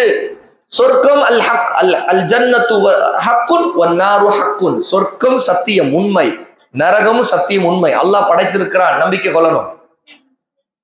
அப்ப அதுக்கு பிறகு எல்லா மறுமையின் மீதான மறைவானவற்றின் நம்பிக்கை எல்லாம் ஒவ்வொரு முஸ்லீமும் நம்பிக்கை கொள்ளணும். இதை பற்றி அறிவுக்கு ஒருத்தர் 10 வருஷம் அல்ல 3 வருஷம் முழுக்க ஒரு மௌலவியா முழுக்க அரபியெல்லாம் படிச்சு கரைச்சு குடிச்சுதான் அவர் நம்பிக்கை கொள்ளணும்னு அவசியம் இல்லை. ஏன்னா இதனுடைய அடிப்படை கல்வி உள்ள உலமாக்கள் இருந்து தேவையான ஆதாரங்கள் இருந்து கற்றுக்கொள்வது போதுமானவர். விதியின் மீதான நம்பிக்கை, விதியை எப்படி நம்பிக்கை கொள்ளணும்? கதிருங்கிறது அவருடைய நம்பிக்கை என்ன? அதனுடைய ஹைர் ஷர் ரெண்டையும் நம்பிக்கை கொள்ளணும். கதிர்ல ஷர்ரும் இருக்கும், ஹைரும் இருக்கும், ஷர்ரும் இருக்கும், நன்மையும் இருக்கும், தீமையும் இருக்கும், நம்பிக்கை கொள்ளணும். அப்ப இதனுடைய அகீதாவுடைய அறிவைத்தான் அர்கானுல் ஈமான், அர்கானுல் இஸ்லாம், இஸ்லாமுடைய தூண்கள். நம்ம பிள்ளைகள் எல்லாருமே சொல்லுவோம் 5 தூண்கள். முதல்ல ஷஹாதா, அஷ்ஹது அல்லா இலாஹ இல்லல்லாஹ் வ அஷ்ஹது அன்ன முஹம்மது ரசூலுல்லாஹ். அதுக்கடுத்து சலா, தொழுகை, இகாமத் சலா. அப்புறம் ஜகாத், அதுக்கடுத்து சௌம், நோன்பு, அப்புறம் ஹஜ். இந்த கடமைகளை பற்றி அறிவு, அதுவும் ஒவ்வொருவருக்கும் அந்தந்த பருவத்துக்கு அந்தந்த சூழ்நிலைக்கு ஏற்ற மாதிரி அந்த அறிவு கடமையாயிருக்கு. ஒருவருக்கு ஆரம்பத்திலேயே எல்லா தொழுகையுடைய சட்டங்கள் தெரிந்திருக்குமான்னு தெரிந்திருக்க தேவைப்படாது. அவர் ஆரம்பத்துல இன்னும் தொழுகை கடமையாக ஒரு சிறுவரா இருப்பார். அவருக்கு தொழுகை கடமைனா முதல்ல அந்த தொழுகையின் கடமையை நிறைவேற்றுகிற கடமையை எங்கிருந்து ஆரம்பிப்போம்? எங்கிருந்து அதனுடைய கல்வி ஆரம்பிப்போம்? எங்கிருந்து ஆரம்பிக்குது அந்த கல்வி? தொழுகையை பற்றி கடமையின் கல்வி அல்லாஹு அக்பர் தக்பீர்ல இருந்து ஆரம்பிக்குதா அல்லது அதற்கு முன்னாடி ஆரம்பிக்குதா? நியத். அந்த நியத் எதுக்கு தேவைப்பட்டு ஆரம்பிக்குது? முதலில் நியத் தொழுகைக்கு ஆரம்பிச்சிருதா அல்ல அதற்கு முன்னாடி இருக்கிறதால ஆரம்பிக்குதா? தொழுகைக்கான திறவுகோல் எது? உது, தஹாரத். அப்ப தஹாரத்துடைய கல்விங்கிறது ஃபர்து ஐனான கல்வி. ஏன்னா அது இல்லாட்டி தொழுகை அல்லாஹ் ஏற்றுக்கொள்ள மாட்டான். தொழுகைக்கான ஷர்த்து இல்லையா அது? அந்த உதுவுக்கும் நியத்து ஷர்த்து, தொழுகைக்கும் நியத்து ஷர்த்து. அப்போ ஒருத்தருக்கு உது செய்ய தெரிய வேண்டிய அந்த கல்வி இருக்கிற தொலைபுல் இல்முல குல்லி முஸ்லிம், ஒவ்வொரு முஸ்லிமுக்கும் தொழுகை கடமை தானே. அப்ப ஒவ்வொரு முஸ்லிமுக்கும் உதுவை பற்றி கல்வி கடமையா இல்லையா? கடமை இல்லாம இருக்க முடியாது. ஏன்னு கேட்டா நாம் ஒது செய்யாம தொழ முடியாது. அந்த ஒதுவுக்கான தொகாரத்தை பற்றிய சத்தம் தெரியாமல் இருக்கக்கூடாது. சரி, இப்ப நினைத்து பாருங்க, அந்த தொகாரத்திலையும் நமக்கு சட்டம் இருக்குது. ஒருவருக்கு ஒது செய்ய தெரிஞ்சிருந்தா போதும், அவர் வாழ்நாள் முழுக்க தொழுகை, அவருடைய தொழுகை ஏற்றுக்கொள்ளப்பட்டுருமா? ஒதுவை தெரிந்தால் போதுமானதா? அப்ப அசுத்தத்தை நீக்குவதில் ஒது மட்டும் அசுத்தத்தை நீக்குமா அல்லது வேற இன்னொரு பெரிய அசுத்தம் இருக்குதா? குஸ்ல் இருக்கு. ஒருவருக்கு குஸ்லுடைய சட்டம் தெரியாதுன்னு வச்சுக்கோங்க. ஒருவருடைய அசுத்தம் பெரியதாக ஆகுவதற்கான காரணங்கள் எதுன்னு தெரியாதுன்னு வச்சுக்கோங்க. அவருடைய கடமையான குளிப்பை பற்றி அவருக்கு ஏன் குளிக்கணும், எதனால அந்த குளிப்பு கடமையாகும், எப்படி குளிக்க வேண்டும் சுத்தமா தெரியாது. அவர் ஒது மட்டும்தான் செய்வார், தொழுவார், என்ன எப்பவுமே தொழுவார், எப்பவுமே ஒது செய்வார். ஆனா அவர் கடமையான குளிப்பை பற்றி தேடவும் இல்லை, கற்றுக்கொள்ளவும் இல்லை. எதனால குளிப்பு கடமையாகும்னு தெரியாது. அவருடைய தொழுகை கூடுமா? ஒது கூடுமா? ஒதுவும் கூடாது, தொழுகையும் கூடாது. ஏன்னா அவர் முழுக்க முழுக்க ஜுனுபாலியா இருக்கு, குளிப்பு கடமையான நிலையில் இருக்கிறார். அப்படி என்றால் தஹாரத்தை பற்றிய கல்வி முஸ்லிம்கள் ஒரு சிலருக்கு மட்டும் போதுமா? எல்லாருக்கும் தேவையா? எல்லாருக்கும் தேவை. ஆகவேதான் நம்முடைய இமாம்கள், ஹதீஸ்களை தொகுத்த இமாம்கள், அவர்களுக்கு தீனுடைய கல்வியை முறையான வழியில கற்றுக் கொடுக்க வேண்டிய அந்த சிஸ்டமேட்டிக்கான வழிமுறைய அறிந்திருந்ததுனால தான் நீங்க எந்த ஹதீஸ் கிதாபுகளையும் எடுத்து பாருங்க, முதல்ல எதை நீங்க முதல்ல அறியணும் அந்த வரிசை இருக்கும். புகாரி எடுங்க, முதல்ல கிதாபுல் இல்ம் இருக்கா இல்லையா? கிதாபுல் வஹி முதல் பாடம். அந்த கிதாபுல் வஹிங்கிறது அல்லாஹ்விடமிருந்து வஹி இறக்கப்படுவதை பற்றிய சட்டத்தை, அதனுடைய வழியை பாடம் ஆரம்பத்தில் வந்துடும். அதுல இருந்து நமக்கு தெரியுது அல்லாஹ்விடமிருந்து வஹியின் மூலமா தான் நம்ம இல்ம கற்றுக்கொள்றோம். உண்மையா இல்லையா? சஹீஹுல் புகாரி எடுத்தீங்கன்னா முதல்ல கிதாபுல் வஹி, அதிலும் கிதாபுல் வஹியில முதல்ல வஹியை பற்றிய ஹதீஸ் ஆரம்பிக்காது. எந்த ஹதீஸ் ஆரம்பிக்குது? நியத்தை பற்றிய ஹதீஸ். இன்னமல் அஅமாலு பின்னியாத் வ இன்னமா லிகுல்லி இம்ரிஇன் மா நவா ஃபமன் கானத் ஹிஜ்ரத்துஹு இலல்லாஹி வ ரசூலிஹி ஃபஹிஜ்ரத்துஹு இலல்லாஹி வ ரசூலிஹி வமன் கானத் ஹிஜ்ரத்துஹு இலா துன்யா யுஸீபுஹா அவ் இம்ரஅத்தன் யன்கிஹுஹா ஹிஜ்ரத்துஹு மா ஹாஜர இலைஹி. இந்த ஹதீஸுக்கும் வஹீங்கிற பாடத்துக்கும் சம்பந்தம் இல்லை.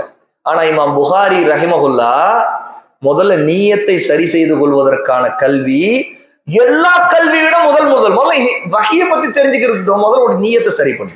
நீ ஏன் இதை படிக்கிற, ஏன் வஹியை பத்தி படிக்கிற, ஏன் தொழுகை பத்தி படிக்கிற, ஏன் ஒதுவை பற்றி படிக்கிற, ஏன் இந்த தீனை படிக்கிற, இந்த நீயத்து உனக்கு இருக்கணுங்கிறாங்க. ஏன்னா அந்த நீயத் சரியில்லை என்றா எதுவுமே அல்லாஹ்வோட ஏற்கப்படாது. எல்லா செயல்களுக்கும் நீயத்து தான் அடிப்படை. அவ இந்த ஹதீஸ சொல்லிட்டு தான் வஹி பற்றிய அடுத்த ஹதீஸ ஆரம்பிக்கிறாங்க. ஏன்னா வஹீன் வழியாகத்தான் இந்த தீன் நமக்கு இந்த உலகத்திற்கு கொடுக்கப்பட்டிருக்கு. ஜிப்ரீல் வந்ததும், ரசூலுல்லாஹ்வோட அவங்க பேசினதும், குர்ஆனுடைய ஆயத்துகள் ஓதப்பட்டதும், அதற்கு பிறகு அடுத்து எப்போ திரும்ப வஹி வந்தது, ஹிரா குகையில வந்தது, அதுக்கு பிறகு திரும்ப எப்போது வந்தது, வஹி வரும்போது ரசூலுல்லாவுடைய நிலைமை எப்படி ஆகும் வருதா இல்லையா? சஹீஹ் புகாரியுடைய ஆரம்ப 10 ஹதீஸ படிச்சு பாருங்க, 4-7 ஹதீஸ படிச்சு பாருங்க, வருதா இல்லையா?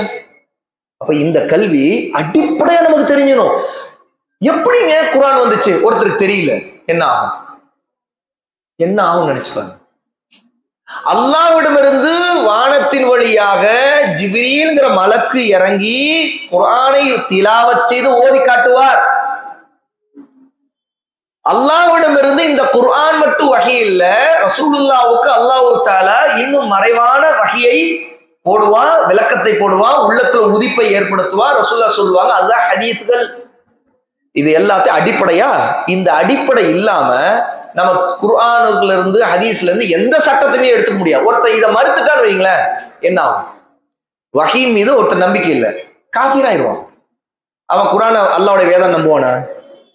அவன் ஹதீஸ்கள் ரசூலுல்லாஹ்வுடைய வந்திருக்கிற ஹதீஸ்களை சஹீஹான ஹதீஸ்கள் ஒவ்வொன்றும் வஹீ நம்புவானா?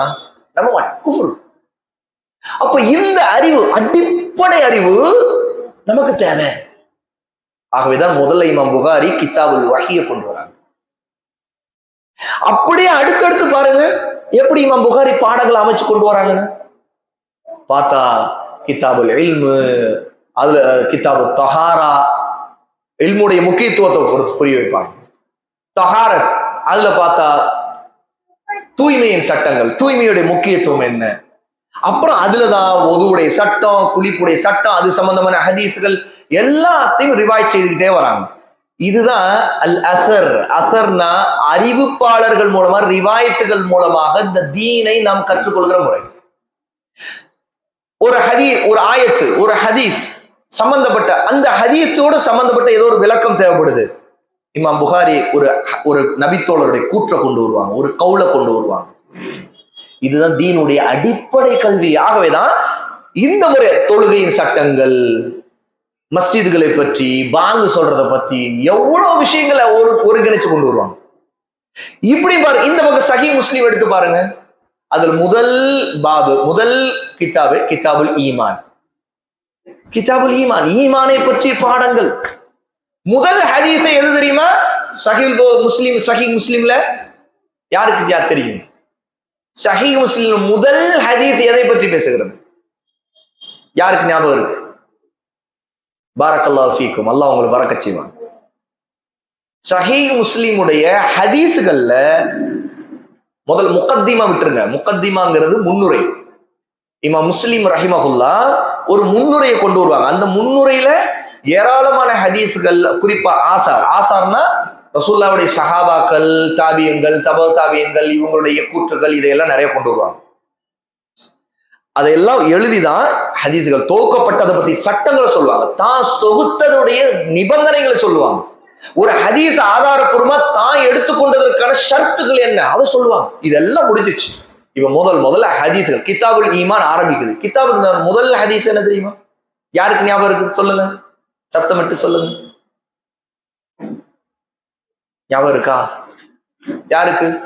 சஹீஹ் முஸ்லிமுடைய முதல் ஹதீஸ் ஒரு சம்பவத்திலிருந்து ஆரம்பிக்கும். ஒரு சம்பவத்திலிருந்து ஆரம்பிக்கும். அப்துல்லா இப்னு உமர் ரலியல்லாஹு அன்ஹு அறிவிக்கிற ஹதீஸ் அது. உமர் ரலியல்லாஹு அன்ஹுவிடமிருந்து, தன் தந்தையிடமிருந்து அப்துல்லா இப்னு உமர் அறிவிப்பார். அதற்கு முன்னாடி ஒரு சம்பவமே இருக்கும். அந்த சம்பவத்தை படிச்சீங்கன்னா தெரியும். அப்துல்லா இப்னு உமர் ரலியல்லாஹு அன்ஹு இருப்பாங்க. ஒருத்தர் வருவாரு, எங்க பகுதியில, அவர் வேற ஒரு தேசத்துல இருந்து வருவார், எங்க பகுதியில விதிய சிலர் மறுக்கிறாங்க அப்படின்னு. உடனே அப்துல்லா இப்னு உமர் ரலியல்லாஹு அன்ஹு கோபப்பட்டு, அவர்களுக்கு சொல்லி விடுங்கள், எனக்கும் அவர்களுக்கு எந்த தொடர்பு இல்லைன்னு சொல்லுங்க, அவர்களை நான் புறக்கணிக்கிறேன்னு சொல்லுங்க, அவருடைய நன்மைகள் எல்லாம் நாசமாயிடுச்சுன்னு சொல்லுங்க அப்படிமா. சொல்லிட்டு இதை எந்த அடிப்படையில் அப்துல்லா இப்னு உமர் சொல்றாங்கிறத அவங்க ஒரு ஹதீஸ் அறிவிப்பாங்க. என் தந்தையிடமிருந்து நான் கேட்டேன்னு சொல்லிட்டு, அதுதான் ஹதீஸ் ஜிப்ரீல். ஹதீஸ் ஜிப்ரீல் தான் சஹீஹ் முஸ்லிமுடைய முதல் ஹதீஸ். என்ன ஹதீஸ் ஜிப்ரீல்? ஜிப்ரீல் அலைஹிஸ்ஸலாத்து வஸ்ஸலாம் ஒரு மனிதனுடைய வடிவத்துல, ஒரு கிராமவாசி, ஒரு பயணி உடைய வடிவத்துல, ஒரு வெள்ளை ஆடையோடு, நல்ல கருத்த முடியோடு, ஒரு பயணியை போல புது ஆளா உள்ள வருவாங்க. ஆனா உடம்புல ஒரு பயணிக்கு இருக்கக்கூடிய ஆடை கசங்கி போன, மணல் அப்பி கிடக்கிற, துர்நாற்றம் வீசக்கூடிய எதுவுமே இல்லாம அப்படியே ஒரு புதிய மனிதரா ஒருத்தர் வருவார். ரசூல்லாவோட மஸ்ஜித் நபவில ரசூல்லா உட்கார்ந்து இருப்பாங்க. நெருக்கமா வந்து தன்னுடைய முட்டி ரசூல்லாவுடைய முட்டியோடு ஒட்டுகிற மாதிரி பக்கத்துல ஒட்டுகிற அளவுக்கு உட்காருவாங்க. உட்கார்ந்துட்டு ஜிப்ரீல் அலைஹிஸ்ஸலாத்து வஸலாம் ரசூலுல்லாவுடைய தொடையின் மீது, அது ரெண்டு ஹதீஸ ரெண்டு மாதிரி விளங்கலாம். அவங்க தொடையின் மீது கை வைத்தார்னா தன் மீது தன் தொடையின் மீது வைத்தாரும் விளங்கலாம், அல்லது ரெண்டு விதமா விளக்கி இருக்கிறாங்க உலமா கல்வியாளர்கள். அதுல சிறந்தது, ரொம்ப வலுவானது, ரசூலுல்லாவுடைய தொடையின் மீது இப்படி கை வைத்துக் கொண்டு ஜிப்ரீல் கேட்பாங்க, யா முஹம்மத் அக்பிர்னி அனில் ஈமான்.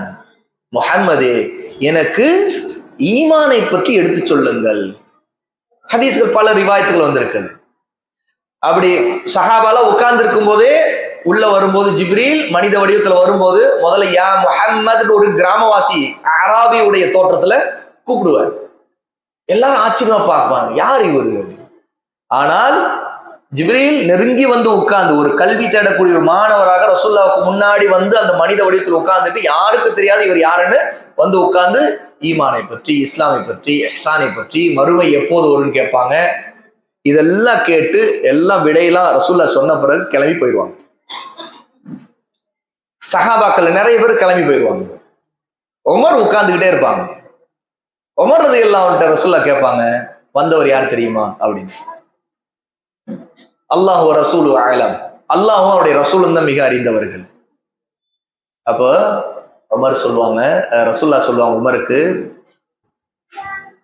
ஹுவ ஜிப்ரீல், அவர்தான் ஜிப்ரீல், ஆதாக்கும் யுஅல்லிமுக்கும் தீனக்கும், அவர் உங்களுக்கு உங்களுடைய தீனை கற்றுக் கொடுக்க வந்தார்.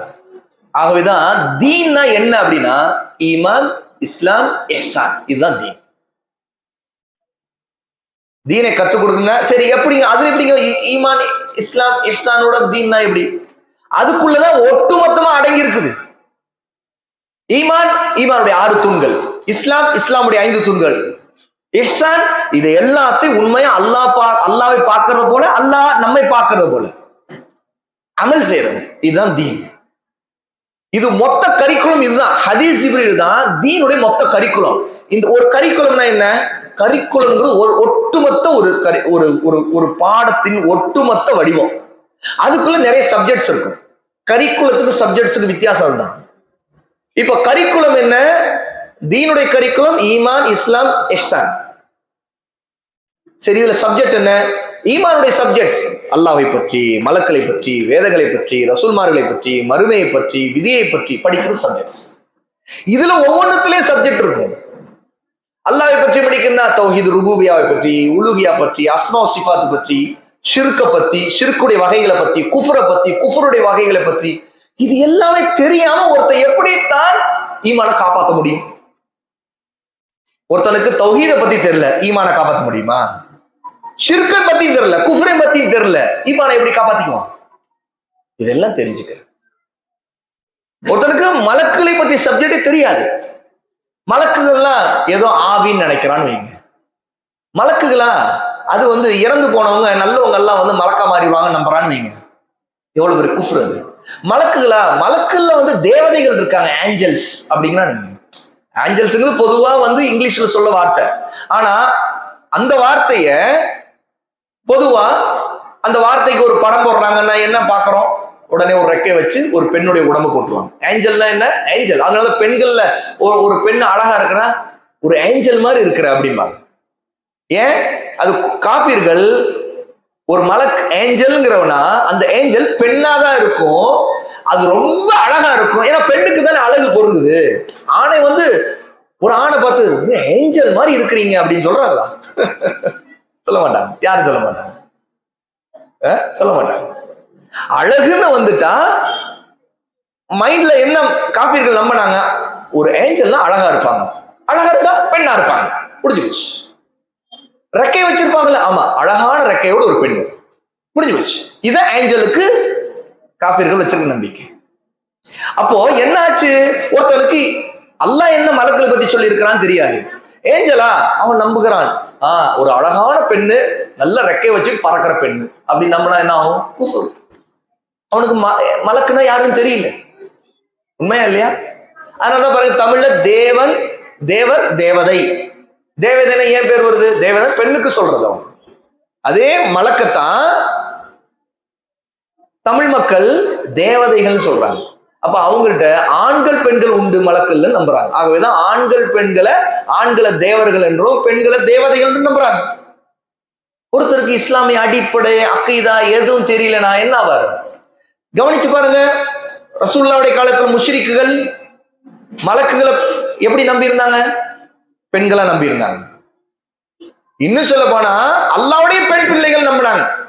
சும்மா இல்ல, அதே தங்களுக்கு பெண் பிள்ளை பிறந்தா கொலை செய்தாங்க. வேணா அப்படின்னாங்க.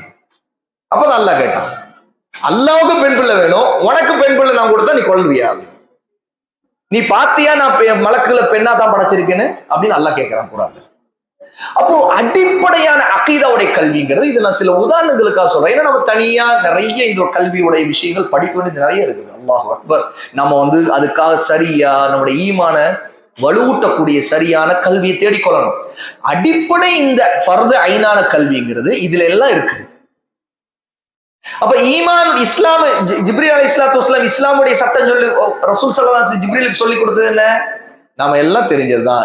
இஸ்லாமுடைய 5 தூண்கள், நம்ம சின்ன பிள்ளைகளோட கலிமா, தொழுகை, ஜக்காத், நோன்பு, ஹஜ்ஜுன்னு சொல்றோம். இப்ப இந்த மாதிரி ஒவ்வொரு அடிப்படை விஷயங்களை, ஹலால் ஹராமுடைய சட்டங்கள் நமக்கு தெரியணுமா இல்லையா? ஹலால் ஹராமுடைய சட்டம், பேச்சுல ஹலாலும் இருக்குது ஹராம் இருக்குது. அப்ப எதை பேசணும் எதை பேசக்கூடாது, எது ஹலால் எது ஹராம் தெரியும். பார்வையில ஹலால் ஹராம் சட்டம் இருக்குது, எதை பார்க்கணும் எது பார்க்க கூடாது தெரியணும் நமக்கு. கேட்கறதுல ஹலால் ஹராம் சட்டம் இருக்குது, எதை கேட்கணும் எதை கேட்க கூடாது தெரியும். ஒருத்தர் ஒட்டு கேட்கலாமா? காது இருக்குது, ஒட்டு கேட்கலாமா? ஹலால் அது ஹராம். ஒட்டு கேட்டார் ஒருத்தர், அவரு ஒரு விஷயத்த ஆராய்ஞ்சிட்டார். அப்போ ஒருத்தருடைய மானம் சம்பந்தப்பட்ட விஷயம், அது நடந்தது உண்மை, இவர் ஒட்டு கேட்டது ஹராம், இதை போய் வெளியில் பேசுறார், புறம் பேசுறது இல்லையாது, அப்போ பேச்சில் ஹராம். அல்லது ஒளிஞ்சிருந்து பார்க்கிறார், அப்ப என்னாச்சு? பார்வை ஹராம். எந்த அளவுக்கு ரசூல் ஸல்லல்லாஹு அலைஹி சொன்னாங்க? ஒரு வீட்டுக்கு போய் கதவை தட்டினா கூட கதவுக்கு நேரம் நிற்க கூடாது. நம்ம சலாம் சொல்லி கதவை தட்டினா கூட கதவுக்கு நேரம் நிற்க கூடாது. ஏன்னா அவங்க இப்படி கதவை திறக்கும் போது உள்ள இருக்க தெரியும். ஆகவேதான் அதப், நம்ம மார்க்கத்தை கற்றுக்கொள்றதுல என்ன? இந்த அதபு கற்றுக்கொள்றோம். இது நமக்கு மார்க்கத்தின் ஒழுக்கத்தை கற்றுக்கொள்ள வேண்டிய அடிப்படை கல்வி. இது ஒவ்வொரு முஸ்லீமுக்கும் தெரியணுமா தெரியாதா? ஒரு வீட்டுக்கு போய் நம்ம கதவை தட்டுறோம்னா சலாமுடைய சட்டம் தெரியணும், கதவை தட்டும் போது எப்படி தட்டணும் தெரியணும், அடுத்து நிற்கும் போது எப்படி நிக்கணும் தெரியணும், அதுவும் பேசும்போது எப்படி பேசணும் தெரியணும். அங்க பேசும்போது பெண்கள் தான் பேசுறாங்க, எப்படி பேசணும்னு சட்டம் தெரியும். அங்க இருந்து அங்க பேசக்கூடிய பெண்ணுக்கு சட்டம் தெரியணும். கதவை தட்டக்கூடிய ஒரு ஆணுனா எப்படி பேசணும் தெரியணுமா தெரியாது? தெரிஞ்சிருக்கணும். அப்போ இந்த கல்வி எல்லாம் ஒவ்வொரு முஸ்லிமுக்கான அடிப்படை கல்வி. அப்போ கதவின் வலது பக்கமோ இடது பக்கமோ தள்ளி நிக்கணும், எதுல நேரம் நிக்க கூடாது. வீட்டுக்குள்ளே இருந்தாலும் நமக்கு சட்டம் தெரியணும். வீட்டுக்கு பல கதவு இருக்குது, பாத்ரூமுக்கு கதவு இருக்குது, சமையலறைக்கு கதவு இருக்குது, பெட்ரூமுக்கு கதவு இருக்கு. எல்லா கதவும் ஒன்றா நமக்கு இல்ல. பாத்ரூமுக்குள்ள இருக்கிறவர் அவரே கதவு பூட்டுவார், சமையலறையில் கதவே இருக்காது. பெட்ரூம்ல சில நேரத்தில் கதவு பூட்டப்படலாம், பூட்டப்படாமல் இருக்கலாம். அப்ப கதவு மூடி இருக்குது, பூட்டப்பட்டதா பூட்டப்படல தெரியாது. உள்ள இருக்கிறாங்க, உம்மா பாப்பா இருக்கிறாங்க, அல்லது வெறும் உம்மா தான் இருக்கிறாங்க. நாம போறோம், வீட்டுக்குள்ளதான் இருக்கும், நாம புள்ளதான், ஆனா அவங்க கதவு மூடி இருக்கிறாங்க. நாம கதவை தட்டணும், அவங்க அனுமதி கொடுக்கணும். அதுக்கு பிறகுதான் நம்ம உம்மாவுடைய வீடு தான், உம்மாவுடைய ரூம் தான், அவங்க அனுமதி கொடுக்கணும். யாருதான் இருக்கட்டும், நம்முடைய சகோதரிக்கு ஒரு ரூம் இருக்கும், நம்முடைய அக்காவுக்கோ தங்கச்சிக்கோ, அவங்க கதவு மூடி இருக்கிறாங்க, கதவை தட்டணும். இது ஒரு ஒழுக்கம். இந்த சட்டத்தை ஃபாலோ பண்ணணும். இது ஒரு முஸ்லீம் கடமை. நினைச்ச நேரத்தில் இது பண்ண முடியாது, நினைச்ச நேரத்தில் கதவை திறந்துட்டு ஓட முடியாது, உள்ள போக முடியாது. மார்க்கத்தில் ஒழுக்கங்கள் இருக்கு. இது எல்லாத்துலயும் இந்த ஒவ்வொன்றிலும் ஆஹா நான் இந்த அதபுகளை கற்றுக்கொள்ளணும், இந்த அஹ்லாக்கை கற்றுக்கொள்ளணும், என்னுடைய அகீதாவை கற்றுக்கொள்ளணும். நான் வியாபாரம் பண்ண போறேன், வியாபாரத்துக்கு எனக்கு நான் சட்டம் தெரியும். உமர் ரலியல்லாஹு அன்ஹு காலத்துல அவங்க ஆட்சியில இருக்கும்போது மார்க்கெட்டுக்கு போய் புதுசா ஒருத்தர் நிக்கிறான்னு வைங்க, வியாபாரம் பண்றதுக்கு ஏதோ பொருளை விற்கிறன்னு நிக்கிறான்னு, உடனே அதிகாரிகள் பார்ப்பாங்க. உமர் ரலியல்லாஹு அன்ஹு மதீனாவுல பார்ப்பாங்க. பார்த்துட்டு நீங்க யாரை கேட்டு அனுமதி கேட்டு வந்து நின்ற வியாபாரத்துக்கு இங்க அப்படின்னு கேட்பாங்க. அவரு கேட்பாரு, நான் என்ன செய்யணும், உனக்கு திஜாரத் வியாபாரத்துடைய சட்டங்கள் தெரியுமான்னு கேட்பாங்க. நான் சில கேள்வி கேட்கிறேன், பதில் சொல்லுன்னு சொல்லுவாங்க. உமர் கேட்பாங்க, உனக்கு யார் பர்மிஷன் கொடுத்தீங்க வியாபாரம் பண்றேன்னு வந்து நின்று இருக்க? உனக்கு வியாபாரத்துல ஹலால் ஹராம் சட்டம் தெரியுமா? என்ன விற்க போற? நான் இதை விற்க போறேன், எப்படி விற்ப அப்படின்னு கேட்பாங்க. சரி, இதுல குறைகள் இருந்தா நீ என்ன செய்வ அப்படின்னு கேட்பாங்க. மறைப்பியா சொல்லுவியா? போய் நல்ல உலமாக்கள்கிட்ட சஹாபாக்கள்கிட்ட போய் வியாபாரத்தை பத்தி எனக்கு சொல்லி கொடுங்கன்னு சட்டங்கள் கேட்டு படிச்சுட்டு வான்னு அனுப்பிச்சுடுவாங்க. அங்க இருக்கக்கூடிய உலமாக்கள் அவருக்கு சிபாரிசு செய்யணும், இவருக்கு நான் இவ்வளவு சட்டங்களை சொல்லி கொடுத்துருக்கிறேன், இவர் மார்க்கத்துடைய வியாபார சட்டங்கள்லாம் இவருக்கு தெரியும், இவருக்கு அனுமதி கொடுங்கன்னு பரிந்துரை செய்யணும். இந்த பரிந்துரைக்கு பிறகுதான் மதீனாவுடைய மார்க்கெட்ல ஒரு தடவை வியாபாரம் பண்ண முடியும்.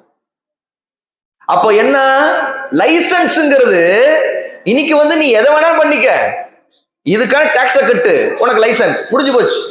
ஷரியத் நமக்கு இப்படி சொல்லல, உனக்கு வியாபாரத்தின் பத்த சட்டம் தெரியும், நீ ஹலால் ஹராம் எல்லாமே தெரியாம நீ என்ன வேணாலும் வியாபாரம் பண்ண, எல்லா தில்லு முள்ளு செய்வ, வியாபாரம் சொல்லி மக்களை அமர்த்துவ. ரசூல் ஸல்லல்லாஹு அலைஹி வஸல்லம் என்ன செய்தாங்க? வியாபாரம் கண்காணிக்கிறாங்க. மார்க்கெட்டுக்கு போறாங்க, ஒரு சஹாபி பேரிச்சம்பழத்தை கொட்டி வியாபாரம் பண்ணிட்டு இருக்கார். ரசூல் ஸல்லல்லாஹு அலைஹி வஸல்லம் பார்த்தாங்க, அந்த பேரிச்சம்பழத்தை குவியலுக்குள்ள கையை உள்ள விட்டாங்க, எடுத்தாங்க. உள்ள ஈரமா இருக்குது, மேலெல்லாம் காஞ்சிருக்கு. ரசூலுல்லாஹ் காட்டி கேட்டாங்க, இது என்ன அப்படின்னு கேட்டாங்க.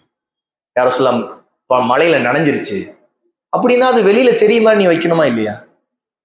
மன் கஷனா ஃபலைஸ மின்னா அப்படின்னா, எவன் நம்ம ஏமாத்துறான் அவன் நம்மை சேர்ந்தவனே அல்ல அப்படின்னா. சுப்ஹானல்லாஹ், இது இல்ம், இதுதான் கல்வி. ஒவ்வொரு விஷயத்திலும் சஹாபியாக்கள் எப்படி இருந்தாங்க பாருங்க. அல்லாஹு அக்பர். தங்க வாழ்க்கையில வரக்கூடிய ஒவ்வொரு விஷயத்துக்கும் ரசூலுல்லாஹ் ஓடி போனாங்க, கேட்க போனாங்க. மறைவு, அதாவது ஒரு பெண் சில நேரத்துல வெட்கப்படுவதற்கு கேட்பது, ஒரு ஆணிடம் சொல்லி சட்டம் கேட்பது வெட்கப்படக்கூடிய விஷயங்கள்ல கூட அன்சாரி பெண்கள் அல்லாஹ் உண்மையை சொல்ல வெட்கப்பட மாட்டான், யா ரசூலுல்லாஹ் எனக்கு இதுல சட்டம் சொல்லுங்கன்னு கேட்டாங்க. நாம அந்த ஹதீஸ் எல்லாம் படிச்சிருக்கோம். அப்படித்தான் கல்வியை தேடுவது, இதெல்லாம் அமல் செய்வது. அப்ப இந்த அடிப்படை கல்விக்கு தொடர்ச்சியா தேடப்பட்டுக்கிட்டே இருக்க இருக்க இருக்க நம்முடைய வாழ்க்கையில பாருங்க. இப்ப நான் சில விஷயங்கள் உங்களுக்கு சொன்னேன், இதுல சில விஷயமாவது நம்ம இதுவரைக்கும் தெரியாத ஒண்ணு தெரிஞ்சிருக்குமா இல்லையா? உங்களுக்கு சொல்லணும்னு சொல்லிட்டு நான் தேடிட்டு வரும்போது எனக்கு தெரியாத ஒவ்வொன்றையும் நான் படிச்சுக்கிட்டே இருக்கிறேன். சுப்ஹானல்லாஹ், அவ்வளோ இருக்குது நமக்கு தெரியாது. சுப்ஹானல்லாஹ், இது பிள்ளை மக்களுக்கு தெரிஞ்சாகணுமே, இந்த ஒழுக்கம் தெரிஞ்சாகணும், இந்த சட்டம் தெரிஞ்சாகணுமே அப்படின்னு நம்ம நினைப்போம். அப்போ கல்விங்கிறது உலமாக்கள்கிட்ட இருந்து, சரியான கல்வி உள்ள மூத்த உலமாக்கள்கிட்ட இருந்து நம்ம தொடர்ந்து குர்ஆன் சுன்னாவுடைய ஆதாரங்கள் இருந்து கற்றுக்கொண்டே இருக்க வேண்டியது. இந்த அடிப்படை கல்வி, ஈமானுடைய இஸ்லாமுடைய அடிப்படை ஹலால் ஹராம் சட்டங்களை பற்றிய கல்வி ஒவ்வொரு முஸ்லிம் கடமை. ஆனால் நிறைய பயான் பண்றதுக்கு, நிறைய ஆய்வு செய்யறதுக்கு, ஒரு ஹதீஸ் சஹீஹா தைஃபா அதை பற்றி ஆய்வு, அதுக்கான மொழி அறிவு, அரபியுடைய நாலேஜ், அதுல ஒரு சர்ஃப் நஹ்வு, அதனுடைய பலாகா எல்லாம் படிச்சிருக்க எல்லாரும் கல்வியா, எல்லாரும் கடமையா? அது எல்லாரும் கடமை இல்லை. ஆனால் யார் அந்த கல்வி தேடுவதற்கு சக்தியோடு இருக்காரு அவருக்கு அது கடமை. அதுவும் எந்த நேரத்துல எந்த இடத்துல அந்த கல்விக்கு ஆளே இல்லையோ அப்ப யாராவது அந்த கல்வி படிச்சுட்டு வந்து மக்களுக்கு தீனை சொல்லி கொடுக்கணும். ஆனா அடிப்படை கல்வி இதுக்கெல்லாம் பெரிய காலத்தை செலவழிச்சு கற்றுக்கொள்ள வேண்டியது இல்லை. அடிப்படையா கொஞ்சம் கொஞ்சமா தேடி தேடி சஹாபா அப்படிதான் படிச்சுக்கிட்டாங்க, ரசூலுல்லாஹ்வோட அப்படிதான் படிச்சுக்கிட்டாங்க, சுத்தி சுத்தி வந்து படிச்சுக்கிட்டாங்க, உட்கார்ந்து உட்கார்ந்து ரசூலுல்லாஹ்வோட எப்பெல்லாம் வாய்ப்பு கிடைக்குமோ படிச்சுக்கிட்டாங்க. சந்தேகம் வரும்போது கேட்டாங்க மக்கள்கிட்ட, ரசூலுல்லாஹ் ஸல்லல்லாஹு அலைஹி வஸல்லம் கற்றுக் கொடுத்தாங்க. வீட்டுக்கு போய் கேட்டாங்க சில பெண்கள், ரசூலுல்லாஹ்வுடைய மனைவி மாத்த சொல்லி கேட்டாங்க. தாங்க நேர்ல கேட்க முடியல, ரசூலுல்லாஹ்வுடைய மனைவிட்ட சொல்லி கேட்டாங்க, கேளுங்க ரசூலுல்லாஹ்ட்ட கேட்டு சொல்லுங்க அப்படின்னாங்க. இது கல்வி தேடுதல். தங்களுடைய வாழ்க்கையில சஹாபாக்கள் ஏதோ ஒரு குழப்பம், சந்தேகம், என்ன செய்ய? உடனே ரசூலுல்லாஹ் தேடி வந்தாங்க. ஹுதைர் ரலியல்லாஹு அன்ஹுடைய ஹதீஸ். பிள்ளைங்களா பிள்ளைங்களா நீங்க ஒரு உலகத்துல இருக்கிறீங்க. இங்க பாருங்க, அந்த பிள்ளை பாருங்க, இங்க பாருங்க. தண்ணி குடிக்கிறதுக்கெல்லாம் வந்து அங்க பேசவே தேவையில்ல, வாய் தான் குடிக்க போகுது, காது கேட்க போகுது. தண்ணீர் வேணுமா? போதுமில்ல? அல்ஹம்துலில்லாஹ். இந்த இருக்கு, இந்தா இங்க கூட இருக்கு, வேணா இதே சேர்த்து குடிச்சு. ஆனா கவனிமா, அப்போ கவனிங்க, இந்த தீனுடைய கல்வியை ரசூல் ஸல்லல்லாஹு அலைஹி வஸல்லம் தேடுவதில் சஹாபா எப்படி ஈடுபாடு கொண்டாங்க பாருங்க. ஹுதைர் ரலியல்லாஹு அன்ஹு ஒரு தடவை அவங்களுக்கு ஒரே கவலை, ரசூலுல்லாஹ்வுக்கு முன்னாடி இருக்கும்போது நம்முடைய ஈமான் ஒரு நிலையில இருக்குது, ஆனா நம்ம வீட்டுக்கு போகும்போது வியாபாரத்துல இருக்கும்போது நம்முடைய ஈமான் டிகிரி ரொம்ப கம்மியாயிருது. ஏதோ ஒரு இந்த மாதிரி ரெட்டை நிலை இருக்குது. ரெட்டை நிலை இருந்தா அது என்னன்னு சொல்லுவோம்? முனாஃபிக்குத்தனம்னு சொல்லுவோம். உடனே ஹுதைர் நினைக்கிறாங்க, நமக்கு நிஃபாக் இருக்குதோ, ரசூல்லா முன்னாடி மட்டும் ஒரு ஈமான், ரசூல்லா விட்டு வந்த பிறகு வேற ஒரு ஈமான், அப்படின்னா இது முனாஃபிக்குத்தனமாச்சே, எப்பவுமே ஒரே மாதிரி இருக்கணுமா இல்லையா அப்படின்னு நினைக்கிறாங்க. அவங்களுக்கு பயமா போச்சு, என்னடா இது அல்லாஹ், அப்ப நமக்கு முனாஃபிக் தானே இருக்குதோ, நிஃபாக்கா, ரெட்ட வேடமா? உடனே அந்த கவலையோடு வெளியே வராங்க.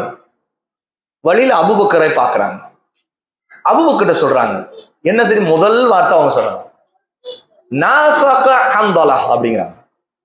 ஹம்தலா முனாஃபிக் ஆகிவிட்டான்ங்கிறாங்க. தன்னைத்தான் சொல்றாரு, மத்தவங்களை சொல்ல. இன்னைக்கு பாருங்க, மத்தவங்களை முனாஃபிக்னு சொல்லிட்டு இருப்பாங்க, நம்ம ஆளுங்க. வித்தியாசம் பாருங்க, சஹாபா எப்படி, நாம எப்படின்னு. நம்ம எப்ப முனாஃபிக்கா நம்ம நினைச்சிருக்கிறோமா? சஹாபாக்கள் உமரே நினைச்சாரு. அந்த ஹதீஸ்லாம் உங்களுக்கே தெரியும். அது பெண்கள் மாஷால்லா கல்வி நிறைய தெரியுங்க. நான் இந்த கீழே கிடந்தப்ப வாரம் 2 நாளைக்கு ஒருக்கா 4 நாளைக்கு ஒருக்கா வகுப்பா நடக்கும். வர்றவங்க எல்லாம் இந்த பெண்கள் மட்டும்தான் வருவாங்க. ஏன்னா நீங்க மட்டும்தான் ஊர்ல இருக்கிறீங்க, மாஷால்லா நிறைய இல்ம தேடுறீங்க. ஆனா ஆண்கள் தேடுறதுல இல்ல இருந்தாலும் தேடுறதுக்கு. சுப்ஹானல்லாஹ். அல்லாஹ் நம்முடைய காரியங்களை லேசாக்கணும். இப்ப விஷயம் என்னன்னா பாருங்க, நம்மவர்கள் மனிதர்கள், அவன் முனாஃபிக் ஆயிட்டான், இவன் முனாஃபிக் ஆயிட்டான், நம்ம எப்பவுமே நம்ம முனாஃபிக் ஆயிட்டோமான்னு நினைக்கிறதே இல்லை. சஹாபாக்கள் என்னன்னா அவங்க காலத்துல உண்மையில முனாஃபிகள் இருந்தாங்க. அது அந்த சிச்சுவேஷனே பாருங்க, முனாஃபிகள் இருந்தாங்களே. நாம இந்த காலத்துல வெளிப்படையான முனாஃபிகளை பாக்குறது இல்லை, உண்மையா இல்லையா? வெளிப்படையா நம்ம பாக்குறது, ரசூல்லா முன்ன எப்படி வந்து அப்துல்லா இப்னு உபை இருந்தானோ அந்த மாதிரி நம்ம ஒவ்வொருத்தரை பாக்குறோமா? இல்ல. நம்ம பாக்குறதுல நம்ம ஃபேமிலி, நம்ம கூட இருக்கிறோம், மொஹல்லா இருக்குன்னு அவங்க ஃபேமிலியும் நமக்கு தெரிஞ்ச சொந்தமா இருப்பான், அல்ல நமக்கு தெரிஞ்ச முஸ்லீம் ஃபேமிலியா தான் இருக்கும். அவங்க முதல்ல அவங்க பாப்பாவும் முஸ்லீம் தான், தாத்தாவும் முஸ்லீம் தான் நம்ம பார்த்துக்கிட்டு இருக்கோம். அப்போ முஸ்லீம் ஃபேமிலியா தான் வந்துகிட்டு இருக்கு, ஒரு அட்மாஸ்பியர்ல நம்ம ஆடுறோம். அந்த காலத்துல முஸ்லீம் ஆயிட்டு இருக்கிற கூட்டங்கள் தான் இருந்துச்சு, எல்லாமே புதுசா முஸ்லீமா. அப்போ புதுசா முஸ்லீமா எவன் நடிக்கிறான், எவன் உண்மையான முஸ்லீமா இருக்காங்க பிரிச்சறிய முடியாது. அப்போ நடிக்கிறவன் தான் முனாஃபிக்ன்றோம். அப்படி ஒரு காலகட்டத்துல தான் அவங்க வாழ்ந்துட்டு இருந்தாங்க. அந்த நேரத்துல கூட தான் முனாஃபிக்கா தான் அவங்க பயந்தாங்க. சுப்ஹானல்லாஹ். அப்போ ஹம்தலா சொல்றாங்க, நாஃபகா ஹம்தலா, ஹம்தலா முனாஃபிக் ஆயிட்டான். அபூபக்கர், ஏன் இப்படி சொல்ற, என்ன பிரச்சனை, ஏன் இப்படி சொல்ற அப்படின்னா, அபூபக்கர்ட்ட ஹம்தலா சொல்றாங்க, ரசூலுல்லாஹ் முன்னாடி இருக்கும்போது நமக்கு ஒரு ஈமான் இருக்கு, அந்த ஈமான் நல்லா அதிகமா இருக்கு. ரசூலுல்லாஹ் சொல்றாங்க, நம்ம சொர்க்கத்தை பற்றி சொல்றாங்க, நரகத்தை, நம்ம சொர்க்கத்துக்கு போன ஆசைப்படுறோம், நரகத்துக்கு பயப்படுறோம், நம்ம கண்ணுக்கு முன்னாடி சொர்க்கம் தெரியுற மாதிரி இருக்குது, கண்ணுக்கு முன்னாடி நரகம் தெரியுற மாதிரி பாருங்க. இப்படி நம்முடைய ஈமானுடைய லெவல் வேறையா இருக்கு. ரசூலுல்லாஹ் விட்டு மஸ்ஜிதை விட்டு வெளியே போய் நம்ம குடும்பத்திடம் போறோம், அங்க ஒரு மாதிரி மாறிடுறோம். வியாபாரத்துக்கு போறோம், அங்க ஒரு மாதிரி மாறிடுறோம். அப்போ நம்முடைய ஈமான் ஒரே மாதிரி இல்லையே. அப்போ இது ரெட்ட வேடம் தானே. ரசூலுல்லாஹ்வுக்கு முன்னாடி ஒரு ஈமான் வச்சுக்கிறது, குடும்பத்தாரிடம் வியாபாரத்திலேயும் ஒரு ஈமான். உடனே அபூபக்கர் ரலியல்லாஹு அன்ஹு, அப்படின்னா நானும் முனாஃபிக் தானே? ஆமாப்பா, அப்படிதான் எனக்கு இருக்குது, நீ சொல்ற மாதிரிதான். சுப்ஹானல்லாஹ். யார் அது இந்த வார்த்தையை ஹம்தலா சொல்றதுக்கு அடுத்து இதுல மிகப்பெரிய ஷாக்க என்னன்னு கேட்டா, அபூபக்கரும் ஷாக்காராரு தன்னுடைய விஷயத்துல. அது அபூபக்கர் ஷாக்காரோட நமக்கு தான் அது பெரிய ஷாக். ஏன்னா அபூபக்கர் ஷாக்காறது நமக்கு தான் ஷாக்கா தெரியணும். ஏன்னா அபூபக்கர் தான் சித்திக், ஈமானின் உண்மையானவர்.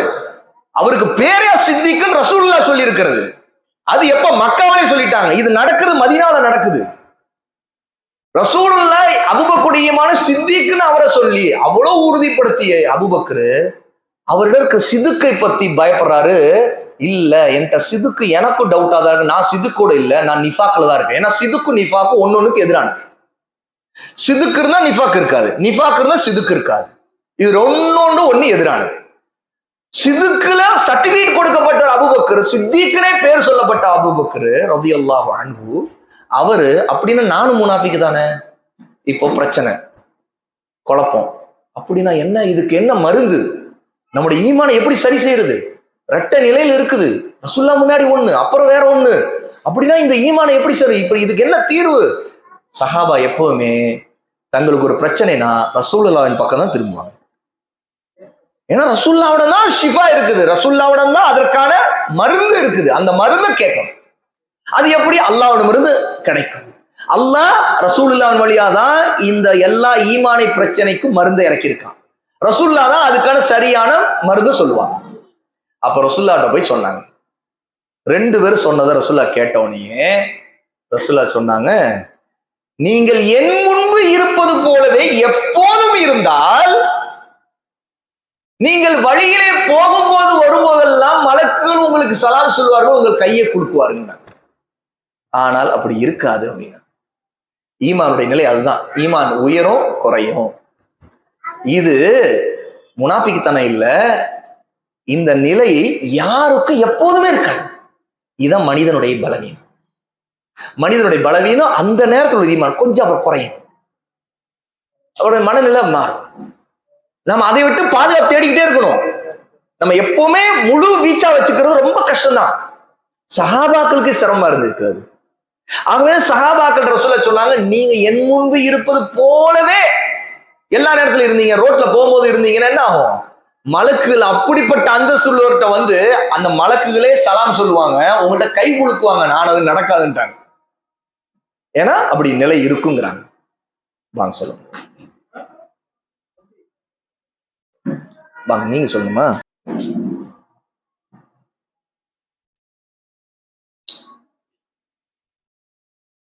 ஆக சஹாபா ரலியல்லாஹு அன்ஹும் தங்களுக்கு ஒரு பிரச்சனை அப்படின்னா ரசூலுல்லாஹ்வோட மீண்டாங்க. ஏன்னா அவங்கள்ட்ட தான் வழிகாட்டல் பெற முடியும். அப்போ ஈமானுடைய இந்த கல்வியை தேடுதல் இப்படித்தான். ஒவ்வொரு பிரச்சனை வரும்போது நம்ம சுன்னா என்ன, ரசூலுல்லாஹ்விடம் வந்து இதற்கு தீர்வு என்ன, குர்ஆன் சுன்னாவுடைய வழிகாட்டல் என்ன, இதே சஹாபா புரிந்த மாதிரி நம்ம இந்த தீனை விலகி கொண்டாதான் குழப்பங்கள் ஒழியும். அப்ப கல்வி தேடுதல் ஒவ்வொரு முஸ்லீமுக்கான கடமைங்கிறது இதுதான். ஒரேடியா நம்ம மொத்தமா உட்கார்ந்து எல்லாமே எல்லாரும் படிக்கணும், குல்லு முஸ்லீம் எல்லா முஸ்லீம் கடமையான அப்படி அல்ல. ஆனா இது ஃபர்தான கல்வி. ஏன்னா தௌஹீத பத்தி, ஷிர்க பத்தி, குஃப்ரை பத்தி, சுன்னாவை பத்தி, பித்அத்தை பத்தி, ஹலால் ஹராமை பற்றி, ஒவ்வொன்றை பற்றி தெரிந்து கொள்வது அந்தந்த வயதுக்கு ஏற்ற மாதிரி கடமையாகும். சிறு பிள்ளைகளுக்கு ஒரு சில கல்விகள் கடமையாகும், அது அவங்களுக்கு சில கல்விகள் தேவையில்லை. அதுக்கு பிறகு ஒரு குறிப்பிட்ட வயது வரும்போது, வாலிப வயசு அடைக்கும் போது அது சம்பந்தமான கல்வி தெரியும். ஒருத்தர் ஒரு ஆணாகவோ பெண்ணாகவோ வாலிப வயசை நெருங்கிவிட்டால், வாலிபத்தை அடைந்து விட்டால் அதுக்கான கல்வி தேவை. வாலிப பிள்ளைகள் எப்படி இருக்க வேண்டும், ஒரு பருவ வயது அடைந்த பெண்ணுக்கு தெரிந்திருக்க வேண்டிய கல்வி என்ன அப்படின்னா உடனே அதோட சட்டம் என்ன. பெண் ஒரு பருவ வயதை அடைந்தால் அந்த பெண்ணுக்கு தஹாரத்தை பற்றி சட்டம் தெரிந்திருக்க வேண்டும், ஹிஜாபை பற்றி சட்டம் தெரியும். ஹிஜாப்னா என்னன்னு தெரிஞ்சிருக்கும். நம்முடைய பிரச்சனை என்ன தெரியுமா? இன்னைக்கு நம்மிடம் இந்த போன் எடுத்து என்னென்னமோ இந்த உலகத்துல நடக்கிற எல்லா முசீபத்துக்களும் பலாவும் நம்ம எல்லாம் தெரிஞ்சு வச்சிருக்கோம். ஒரு பெண் இன்னைக்கு சாதாரணமா தான் அணியக்கூடிய ஹிஜாபுடைய சட்டத்தை கூட தெரியுது. தான் அணியக்கூடிய ஹிஜாப் அந்த பெண்ணுக்கு தெரியாது. நிறைய பேருக்கு தெரியல. பாருங்க, இந்த உலகத்துல எத்தனை பேருக்கு, எத்தனை பிள்ளைகள், பெண் பிள்ளைகளுக்கு தெரியாது. ஹிஜாபுடைய பேசிக் சட்டம் கூட தெரியாது. முதல்ல ஹிஜாப் டைட்டா இருக்கக்கூடாது, நிறைய பேருக்கு தெரியாது. ஹிஜாப் அழகு அலங்காரங்களை வெளிப்படுத்தக்கூடிய மெல்லிய துணியில இருக்கக்கூடாது, தெரியாது. ஹிஜாப் ஸ்லீவ் தனியா, கை தனியா வெளியே தெரிகிற மாதிரி இருக்கக்கூடாது, தெரியாது. நிறைய பேர் ஹிஜாப் பண்ணிவாங்க, அவங்களுடைய தனியா ஒரு எப்படி ஒரு சுடிதாருக்கோ அல்லது வேற சில ஆடைகளுக்கோ முழுசா ஒரு கை இப்படி ஒரு ஸ்லீவ் தனியா இப்படி. இப்ப நான் ஜுப்பா போட்டிருக்கேன், இது ஸ்லீவ் தனி, இது ஒரு ஸ்லீவ், இது இப்படி ஒரு பெண் எல்லாம் நான் மறைச்சிட்டேன், ஆனா ஸ்லீவ் இப்படி தெரியற மாதிரி இருக்குதா, அது தப்பு. கை இப்படி தனியா ஸ்லீவா தெரியறது கூடாது. மொத்தமா முக்காடு அந்த இது போட்டு மறைச்சிட்டோம், கை தூக்க கொள்ள இப்படி எதுவும் தெரியாது, பிரச்சனை இல்லை. ஸ்லீவ் இருக்கும், ஸ்லீவ் இருக்கிற பிரச்சனை இல்லை. ஆனால் ஒரு பெண் இவ்வளவுதான் போட்டிருக்கு, ஒரு ஸ்கார்ஃப் போட்டாங்க, முடி மறைச்சிட்டாங்க, அவங்க ஒரு மேலாடை, ஒரு ஜில்பாப், ஒரு மேலாடை, இப்ப நம்ம பார்க்கிற ஹிஜாப், தைக்கப்பட்ட ஒரு மடை அணிஞ்சிருக்காங்க. அந்த தைக்கப்பட்டது அவங்க இதுவரைக்கும் மூடிட்டாங்க கழுத்து வரைக்கும், அதுக்கு பிறகு ஸ்லீவோட தான் இருக்கிறாங்க. அவங்க எது வேலை செய்தாலும் வெளியில போகும்போது அந்த ஸ்லீவ் தனியா தெரியும், இப்படி தனியா. கூடுமா? உலமா கல்வியாளர்கள் இது தவறுன்னு சொல்றாங்க. இதுல ஹிஜாப்ல இருக்கிற குறைபாடு. அவங்க ஹிஜாபே அணியவில்லை என்று அல்ல, ஆனா இது ஒரு குறைபாடு. சரி, இப்படி அணிந்தா மேல போட்டிருக்கிற ஸ்கார்ஃப் முழுக்க இந்த கை வரைக்கும் இறங்கிடணும். அப்படின்னா என்ன? இப்ப உதாரணத்துக்கு துப்பட்டா போடுறாங்கல்ல, துப்பட்டா பாருங்க, உண்மையில பல நேரத்துல தைக்கப்பட்ட ஆடை விட துப்பட்டா அணிகிறவங்க பல நேரத்துல முழுக்க ஹிஜாப் அணிஞ்சவங்களா சொல்லலாம். ஏன்னா நோக்கம் முழுக்க நிறைவேறணும். முழு துப்பட்டா மொத்தமா போத்துறது, கீழே வரைக்கும் போத்தப்படுறது, இதுதான் துப்பட்டா. ரசூலுல்லாஹ்வுடைய காலத்துல முழுக்க தைக்கப்பட்டதெல்லாம் போடல, அவங்க ஜில்பாப்னு நினைச்சாங்க. அதுன்னு ஒரு மிகப்பெரிய துப்பட்டா. எந்த அளவுக்கு பெருசு தெரியுமா? 2 பேர் உள்ள இருக்கலாம், 2 பேர் உள்ள இருக்கலாம். ஒருத்தருக்கானதா இருக்காது, 2 பேருக்கானதா இருக்கு. அது 2 பேருக்கானதா நீங்க துப்பட்டாவை போட்டீங்கன்னா நீங்க இப்ப போட்டிருக்கிற ஜில்பாப் புர்கா தேவைப்படாது. அப்படியா? அவ்வளவு பெருசா? ஆமா, சஹாபியா அப்படிதான் நினைச்சாங்க. உம்மு அத்தியா ரலியல்லாஹு ஹதீஸ் ஞாபகம் இருக்கா? ஈதுடைய தொழுகை பத்தியான ஹதீஸ் ஞாபகம் இருக்கா? எத்தனை பேருக்கு ஞாபகம் வருது? கை தூக்குங்க, ஜஸ்ட் கை தூக்குங்க. உம்மு அத்தியா ரலியல்லாஹு அன்ஹுடைய ஹதீஸ், ஈதுடைய தொழுகையை பற்றி சொல்லக்கூடிய ஹதீஸ், புகாரில முஸ்லிம்ல நிறைய ஹதீஸ்கள் வந்திருக்கிற பிரபலமான ஹதீஸ். ஈதுடைய தொழுகை பற்றி சட்டங்கள், ஈதுடைய நாளுக்கான சட்டங்கள் சொல்லணும், அந்த ஹதீஸை எப்படி சொல்லுவோம்? உம்மு அத்தியாவுடைய ஹதீஸ். அது ஒரு சம்பவம் இருக்கு. ஒவ்வொரு பெண்ணும் வரணுமாங்க ரசூலுல்லாஹ். வீட்டிலே இருக்கக்கூடிய கன்னி பெண்ணும் வரணுமாங்க. ஏன்னா ரசூலுல்லாஹ் கன்னி பெண்கள் யார் பருவ வந்து வெளியே வர மாட்டாங்க, திரைக்குள்ளதான் இருப்பாங்க, எதுக்குமே வெளியே வர மாட்டாங்க, எதுக்குமே வர மாட்டாங்க. ரசூலுல்லாஹ் அப்படிதான் பழக்கிருந்தாங்க பெண்களை. சுப்ஹானல்லாஹ். ரசூலுடைய நம்முடைய ரசூல் ஹக்கில் இருந்தாங்க, ஹக்கை கற்றுக் கொடுத்தாங்க. அவ்வளவு பாதுகாப்பு. பருவ வயதான இருந்தாங்க, வீட்டுக்குள்ளதான் இருப்பாங்க, வெளியே வர மாட்டாங்க. அடுத்து என்ன? வீட்டை விட்டு வெளியே போனா நிக்காதான். வீட்டை விட்டு வெளியே போனா அடுத்த புருஷ வீட்டுக்கு தான் கொண்டு போவாங்க. அதனால அவங்க தொழுகைக்கு வர மாட்டாங்க. கன்னி பெண்கள் தொழுகைக்கு வர மாட்டாங்க, திருமணமாகாத பெண்கள். அதனால ரசூல் ஸல்லல்லாஹு அலைஹி வஸல்லம் ஈதுடைய தொழுகைக்கு கன்னி பெண்ணும் திரைக்குள் இருக்கிற பெண்ணும் வரணும்னாங்க. பொதுவா மற்ற பெண்கள் சஹாபியாக்கள் வருவாங்க, தொழுகைக்கு கூட வருவாங்க மஸ்ஜிதுக்கு. ஆனா பருவ அடைந்து நிக்கா ஆகாத, இனி நிக்காவுக்காக தயாராயிட்டு இருக்கிற பெண் தொழுகைக்கும் வரமாட்டார்கள், தெரிந்து கொள்ளுங்கள். அதனால்தான் ரசூல் ஸல்லல்லாஹு அலைஹி வஸல்லம் கன்னி பெண், குமரி பெண், அதாவது திரைக்குள் இருக்கிற பெண் வரணும்னு சொன்னதுக்கு ஏன் காரணம்? ஈதுடைய தொழுகைக்கு அவங்க வராமலே இருக்கிறவங்க வரணும்னு. பொதுவா யார் வரமாட்டாங்க? தொழுகைக்கு போயிட்டு இருக்கிற பெண்ணா இருந்தாலும் மாதவிடாய் காலத்துல வரமாட்டாங்க ரசூலுல்லாஹ். அதனால மாதவிடாய் பெண்ணு வரணும்னாங்க. இப்ப என்னன்னு கேட்டா, உம்மு அத்தியாவுக்கு என்ன சந்தேகம்னா, ஒரு பிரச்சனை இருக்கு. இந்த துப்பட்டாவே இல்லாத ஒரு பெண் இருக்கிறான், இதுவரைக்கும் வெளியே வந்தது இல்லை. அவங்க அம்மா வந்திருப்பாங்க, இந்த பெண்ணு கன்னி பெண்ணு, துப்பட்டா இன்னும் இல்லை. அதாவது அவங்களுக்கு வசதியும் இல்லை. விஷயம் என்ன? வசதி இருந்தா பேசவே தேவையில்லையே. வசதியே இல்லாத, பருவம் அடைந்து இனி கல்யாணம் முடிச்சு கொடுக்கறதுக்கு தயாரா ஆக்கிட்டு இருக்கிற பெண்ணு, இனி அந்த பெண்ணை வெளியவே அனுப்ப மாட்டாங்க அம்மா காரியும் பாப்பாவும். இதுதான் சஹாபாக்குடைய வழக்கம். சரி, இந்த பெண்ணுக்கு அந்த சஹாபியாவுக்கும் சஹாபிக்கும் சஹாபியாவுக்கும் தாய் தந்தைக்கு ஒரு துப்பட்டா வாங்கி கொடுக்க பணம் இல்லை. இப்ப என்ன செய்ய? அந்த பெண்ணு ஈது தொழுகைக்கு இப்படி வர்றாங்க. அம்மா வந்துருவாங்க, அவங்ககிட்ட துப்பட்டா இருக்குது, ஏற்கனவே பள்ளிவாசலுக்கு வந்துகிட்டு இருக்கிறாங்க, அவங்க வந்துருவாங்க. அம்மா மாதவிடாய் காலத்துல இருந்தா கூட வந்துருவாங்க, பிரச்சனை இல்லை. ஏன்னா ரசூலுல்லாஹ் வர சொல்றாங்க. இப்ப உம்மு அத்தியா என்ன கேட்கணும்? யா ரசூலுல்லாஹ், எங்கள்ல ஜில்பாப் இல்லாதவளின் நிலை என்ன? அவளுடைய நிலை என்ன? ரசூலுல்லாஹ் சொன்னாங்க, அவளின் சகோதரி தன்னுடைய ஜில்பாவில் சேர்த்துக் கொள்ளட்டும். அப்படின்னா என்ன? இந்த பெண் ஒண்ணு அவங்க அம்மாவோ இருக்கிறாங்களோ இல்லையோ, ஒண்ணு அம்மாவே என் ஜில்பாபுக்குள்ள நுழைஞ்சிக்க. எப்படி? சரி, ஒரு வீட்டுல ஒரு 4 பிள்ளைங்க இருக்குது, ஒரு ஜில்பாபுக்குள்ள அத்தனை பேர் எப்படி கொண்டு வர்றது? சுப்ஹானல்லாஹ். பாருங்க சஹாபாக்களுடைய வாழ்க்கைக்கு பாருங்க, கண்ணீர் வரும் நம்முடைய வாழ்க்கை. சுப்ஹானல்லாஹ். ஈமான் அதிகரிக்கும். இன்னைக்கு அல்லாஹ் நம்ம கொடுத்திருக்கிற நியமத்துகள் நினைச்சு பார்க்க முடியும். நியமத்துகள் அல்லாஹ்வுக்கு எவ்வளவு நன்றி கட்டமா இருக்கிறோம் நாம அப்படிங்கிறது உண்மையில நம்முடைய மண்டையில உரைக்கும். நம்ம எவ்வளவு பலவீனமா இருக்கிறோம். அல்லாஹ்வுடைய நியமத்துகளுக்கு நமக்கு அல்லாஹ் தஆலா வீடு, நல்ல வாழ்க்கை, நல்ல வசதிகள், நமக்கு தேவையான ஆடைகள், எக்கச்சக்கமான ஆடைகள், பெரிய பீரோக்கள், என்னென்னமா இருக்குது. சுப்ஹானல்லாஹ். நம்முடைய சஹாபியாக்களுக்கு ஒரே ஒரு ஜில்பாப் இல்லைங்க, ஒரு துப்பட்டா இல்லாம இருந்திருக்காங்க. ஈதுக்கு வரணும் பாருங்க, இதுவும் பேசப்படுற காலம் இது. ஈதுக்கு வர்றதுக்கு ஒரு துப்பட்டா இல்லை. இதுதான் அவங்க நிலைமை.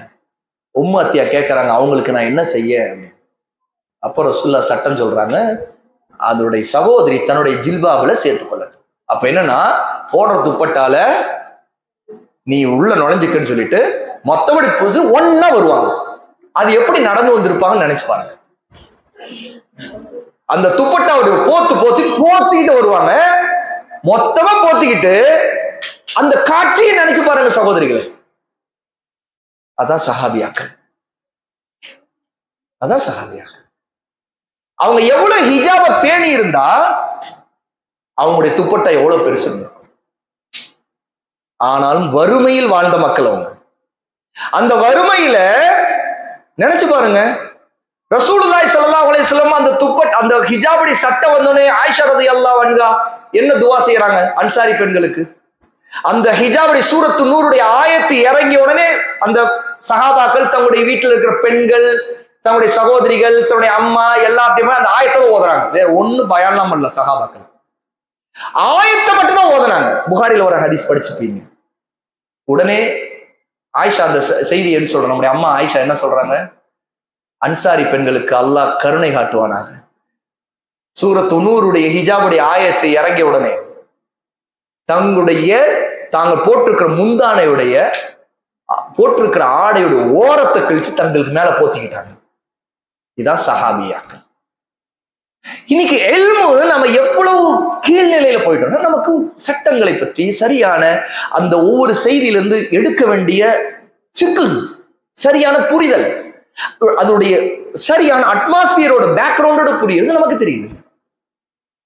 ஆகவேதான் இன்னைக்கு நம்மளுடைய பெண்களுக்கு அவங்க அணியக்கூடிய ஹிஜாப் நிறைய ஜரிகை, ஜிமிக்கி, டிசைன்ஸ், கலர் கலரா, அங்க வெட்டிக்கிட்டு இங்க வெட்டிக்கிட்டு, இங்க முடிச்சு போட்டு அங்க முடிச்சு போட்டு, டைட்டா சாதாரணமா அணிகிறாங்களா இல்லையா? சட்டம் தெரியல. அதான் உண்மையா. இந்த அடிப்படையான விஷயத்த ஒரு வாலிப பெண்ணுக்கு சொல்லி கொடுக்கணுமா இல்லையா? ஒரு ஆண்ட எப்படி பேசணும், குரல் எப்படி இருக்கணும், சட்டம் இருக்குது. ஒரு ஆண்ட பேசும்போது குரலை எப்படி ஆக்கிக்கணும். ஒரு யதார்த்தமா ஒரு பெண்ணிடம் பேசக்கூடிய அந்த நளினமான மென்மையான இயல்பில் இருக்கக்கூடிய அதை ஒரு அந்நியானிடம் காட்டக்கூடாது. ஒருவித கரார் தன்மை இருக்கும்.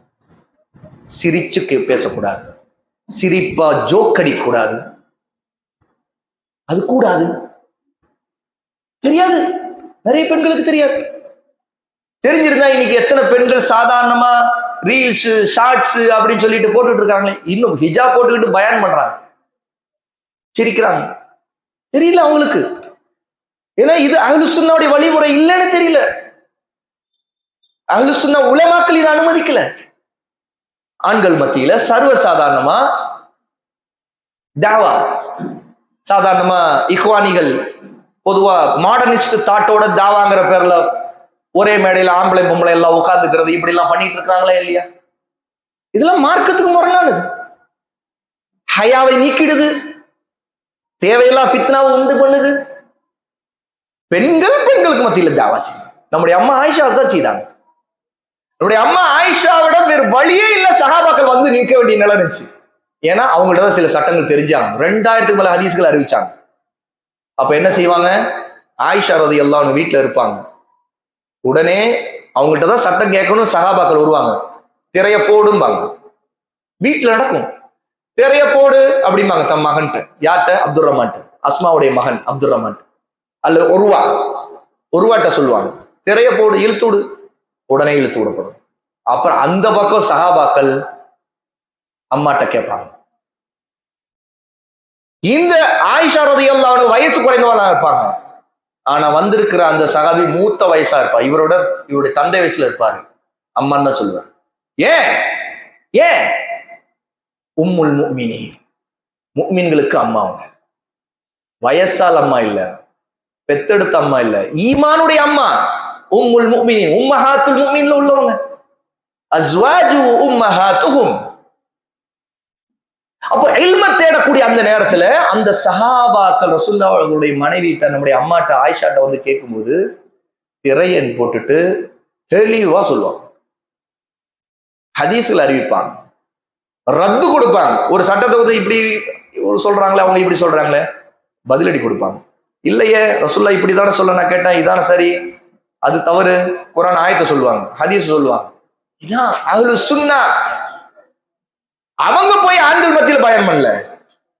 ஆண்கள் சட்டம் கேட்கணும்னா முஃப்தியா யார்? அப்ப உள்ள முஃப்தியா மதீனாவுல நம்முடைய அம்மா ஆயிஷா. அவங்கதான் இப்ப முஃப்தியா. முஃப்தினா முஃப்தி, தீர்ப்பு சொல்றவங்க. ஹதீஸ்ல சொல்லி தீர்ப்பு சொல்லுவாங்க, இதா ஹக்கும்பாங்க. பெண்களுக்கு அவங்க கற்றுக் கொடுப்பாங்க, பெண்களுக்கு உட்கார வைப்பாங்க. பெண்கள் வந்து உட்கார்ந்து மார்க்கத்தை படிச்சுக்கிட்டே இருந்தாங்க, ஹதீஸ்களை படிச்சுக்கிட்டே இருந்தாங்க. நம்முடைய அம்மா ஆயிஷாட்ட அபூ ஹுரைரா படிச்சாங்க ஹதீஸ். நம்முடைய அம்மா ஆயிஷாட்ட இப்னு உமர் படிச்சாங்க ஹதீஸ். சுப்ஹானல்லாஹ். அப்போ தீனுடைய கல்விங்கிறது கொஞ்சம் கொஞ்சமா தேடிக்கொண்டே இருந்து சட்டங்கள் ஒவ்வொன்றும் அதுக்கான சட்டம் தெரியும். இதுக்கான சட்டம் என்ன நான் தெரிஞ்சுக்கணும். ஒரு பெண்ணுக்கு நிக்கா, ஒரு ஆணுக்கு நிக்காவுடைய சட்டம் எனக்கு தெரியணுமே. நான் எப்படி இருக்கணும், எப்படி எதை செய்யக்கூடாது தெரியணுமே. சரி, இப்ப பாருங்க, ஒருத்தருக்கு வயசாயிருச்சு, அவருக்கு சொத்துக்கள்லாம் இருக்குது. எந்த நேரத்திலையும் அவருக்கு வயசாயிருச்சுன்னா அடுத்து அல்லாஹ் நாட்டத்துல மௌத்து வரலாம், அவருக்கு சொத்துக்கள் இருக்குது. சொத்துரிமை சட்டங்களை பத்தி அவருக்கு தெரியணுமா இல்லையா? தன்னுடைய வாரிசார்கள் யார் யாரு, தம் பிள்ளைகள்ல யாருக்கு எத்தனை பங்கு, தன்னுடைய அண்ணன் தம்பி அக்கா தங்கச்சி இவங்களுக்கு எத்தனை பங்கு, தான் இப்ப மௌத்தா போனா எங்க உம்மா இருக்கு, உம்மாவுக்கு என்ன பங்கு, என்னுடைய வாப்பாவுக்கு என்ன பங்கு, என்னுடைய தூரத்து சொந்தத்துல யாருக்கா பங்கு இருக்கா, இல்ல என்னுடைய சகோதரர்கள்ல ஒருத்தர் இறந்துட்டாரு, அவருக்கு பங்கு இருக்குதா, அல்லது இருக்கிறவங்களுக்கு பங்கு இருக்குதா, இவர் தாத்தாவாயிட்டாரு, என்னுடைய பேர மௌத்தா போயிட்டா எனக்கு பங்கு இருக்குதா, தெரியணுமா இல்லையா? இதுதான் ஃபிக்ஹ், இதான் இல்ம். எது தேவையோ அதை கற்றுக்கொள்ளணும். எது தேவையாது. பிள்ளை பெற்றது, ஒரு பிள்ளை உண்டாயிடுச்சு. இப்போ குழந்தையை வளர்க்கிறதுனா என்ன? குழந்தை அல்லாஹ் தஆலா குழந்தையை கொடுக்கிறானே, இந்த குழந்தையை பற்றி நான் என்னென்ன தெரிஞ்சுக்கணும்? ஒரு குழந்தை பிறந்த பிறகு நான் என்னென்ன தெரிஞ்சிருக்கணும்? என்னுடைய கடமை என்ன? ஒரு தாய் எனக்கு என்ன கடமை இருக்குது? ஒரு தந்தை எனக்கு கடமைகள் என்னென்ன? நான் எப்படி பேர் வைக்கணும்? சட்டம் தெரியும். நான் அந்த குழந்தை பிறந்த பிறகு நான் என்னென்ன வேற கடமை இருக்குது? குழந்தையை வளர்க்கும் போது நான் முதல்ல அந்த குழந்தைக்கு என்ன சொல்லி தரணும்? அது பேச ஆரம்பிக்குது, நான் என்ன சொல்லி தரணும்? அதை நான் எப்படி தர்பியத் செய்யணும்? அது அடம்பிடிக்குது, நான் எப்படி நடந்துக்கணும்?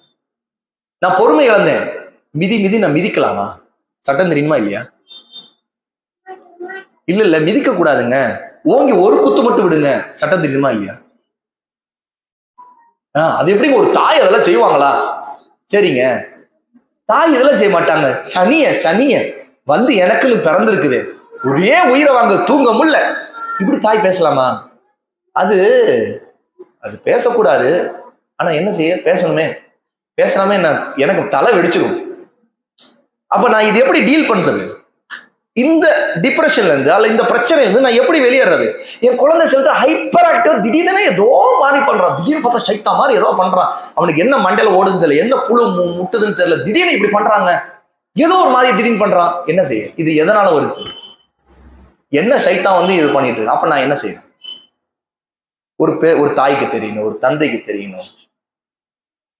இப்படி எவ்வளவு விஷயங்கள், இது எல்லாமே தீனுடைய கல்வியில இருக்குது. இன்னைக்கு இதெல்லாம் தெரியல நமக்கு. இந்த மாதிரி என்ன செய்யணும்? ஒரு சைக்காட்டிஸ்ட போயிட்டு இருக்கிறேன், சைக்காலஜிஸ்ட் போறேன், அவங்களுக்கு தெரியல. ஒரு கவுன்சிலிங் யாரா எனக்கு கொடுப்பாங்களான்னு. தீனுடைய அறிவு, சுன்னாவுடைய அறிவு இருந்தா உங்களுக்கு யாரும் கவுன்சிலிங் தேவையில்லை. ஏன்னா நீங்களே ரசூலுல்லாஹ்வோட இருந்து ஷரியத்தை கற்றுக்கொண்டிருப்பீங்க, நீங்க அமல் செய்யணும். உங்களுக்கு தெரியும் ஒரு பிரச்சனை, ஷைத்தானுடைய பிரச்சனை எப்படி சரி செய்யறது. ஓதி ஊதுறதுனா என்ன, எதை ஓதி ஊதணும் தெரிந்து கொள்றது. ஷைத்தானுடைய தீண்டல் விட்டு எப்படி பாதுகாப்பா இருக்கிறது, நம்மையும் நம்முடைய பிள்ளைகளை எப்படி பாதுகாத்துக்கிறது. ஒரு கல்யாணம் பண்ற ஒரு தம்பதிக்கு இந்த அடிப்படையில கல்வி ஆரம்பிக்குது. ஷைத்தானுடைய தீண்டுதலை விட்டு கணவரும் மனைவியும் எப்படி பாதுகாப்பு பெறுவது, அவங்களுடைய சந்ததி எப்படி பாதுகாப்பு பெறுவது, அது எங்க இருந்து ஆரம்பிக்குது. ஒரு கணவனும் மனைவி சேருகிற அந்த நேரத்துல இருந்தே துஆவுல ஆரம்பிச்சு. அல்லாஹும்ம ஜன்னி மினஷ் ஷைத்தான் வ ஜன்னிப ஷைத்தான் மா ரஸக்தனா. இந்த துஆ ஏன் ஓதுறோம், இதுக்கு தான். அல்லாஹ் தஆலா சந்ததி கொடுத்து அந்த சந்ததியும் ஷைத்தானுடைய தீங்கை விட்டு அல்லாஹ் பாதுகாப்பு. மரியம் அலைஹிஸ்ஸலாமுடைய அம்மாவுக்கு துஆ கேட்டாங்களா இல்லையா? படிங்க சகோதரிகளே, ஃபிக்கு கேடுங்க, விளங்குங்க, புரிஞ்சுக்குங்க. குர்ஆன் நான் ஓதனே இல்ல, தஃப்சீர்கள்ல இருந்து எடுங்க, உலமாக்களிடமிருந்து எடுங்க, கல்வியில மூத்தவங்களிடமிருந்து எடுங்க, வயதாலும் அறிவாலும் மூத்தவங்களிடம் விடுங்க. வழிகேடம் வந்து பிதஅத்வாதிகளிடம் எடுக்காதீங்க, அரசியல்வாதிகள்ட்ட இருந்து எடுக்காதீங்க, ஃபித்னா செய்யறவங்க எடுக்காதீங்க. அது இல்ம் இல்ல, அது வழிகேடு, தலாலத்துல கொண்டு போய் தள்ளி. இதுதான் அஹ்லுஸ் சுன்னாவுடைய தூய்மையான நீரோட்டத்தின் கல்வி. இது எல்லாம் ஒவ்வொரு முஸ்லீமுக்கு கடமையா இருக்கிற கல்வி. இறுதியா இது எங்க இருந்து எடுக்கணும், யார்கிட்ட இருந்து தேடணும், அதான் இப்ப சொன்னேன். தொலபுல் இல்மு தாலிபு உலமாவிடம் இருந்து, சரியான அஹ்லுஸ் சுன்னாவிடம் இருந்து எடுக்கணும். பிதஅத்வாதிகள் இருந்து எடுக்கக்கூடாது. வழிகட்ட சிந்தனைகள், பிரிவினைவாதங்கள், குர்ஆன் ஹதீஸ்க்கு மனைச்சியான விளக்கங்கள், தான் தோன்றித்தனமான ஃபத்வாக்கள், அரசியல் உணர்ச்சி வசப்படுறது, கூட்டத்தை உருவாக்குதல், இதுல இருந்து எடுக்கிறது இல்ல.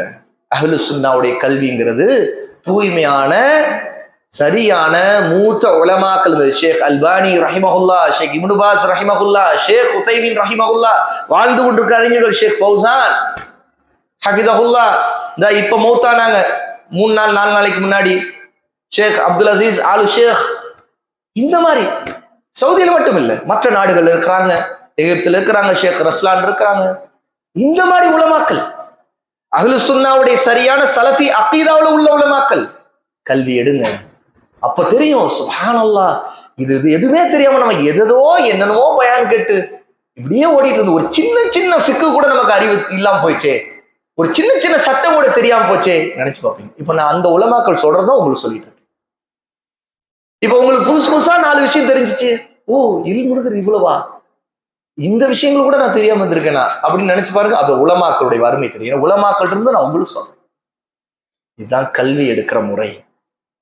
அதுக்கு மூத்த உலமாக்கள்கிட்ட நீங்க தேடணும், நிதானத்தை கடைபிடிக்கணும், பொறுமையை இஸ்திகாமத் இருக்கணும், அல்லாஹ்வுக்காக அர்ப்பணிக்கணும், நேரங்களை வீணடிக்க கூடாது. வெட்டியா மொபைல் இருக்கிறது அதெல்லாம் விட்டுறணும்.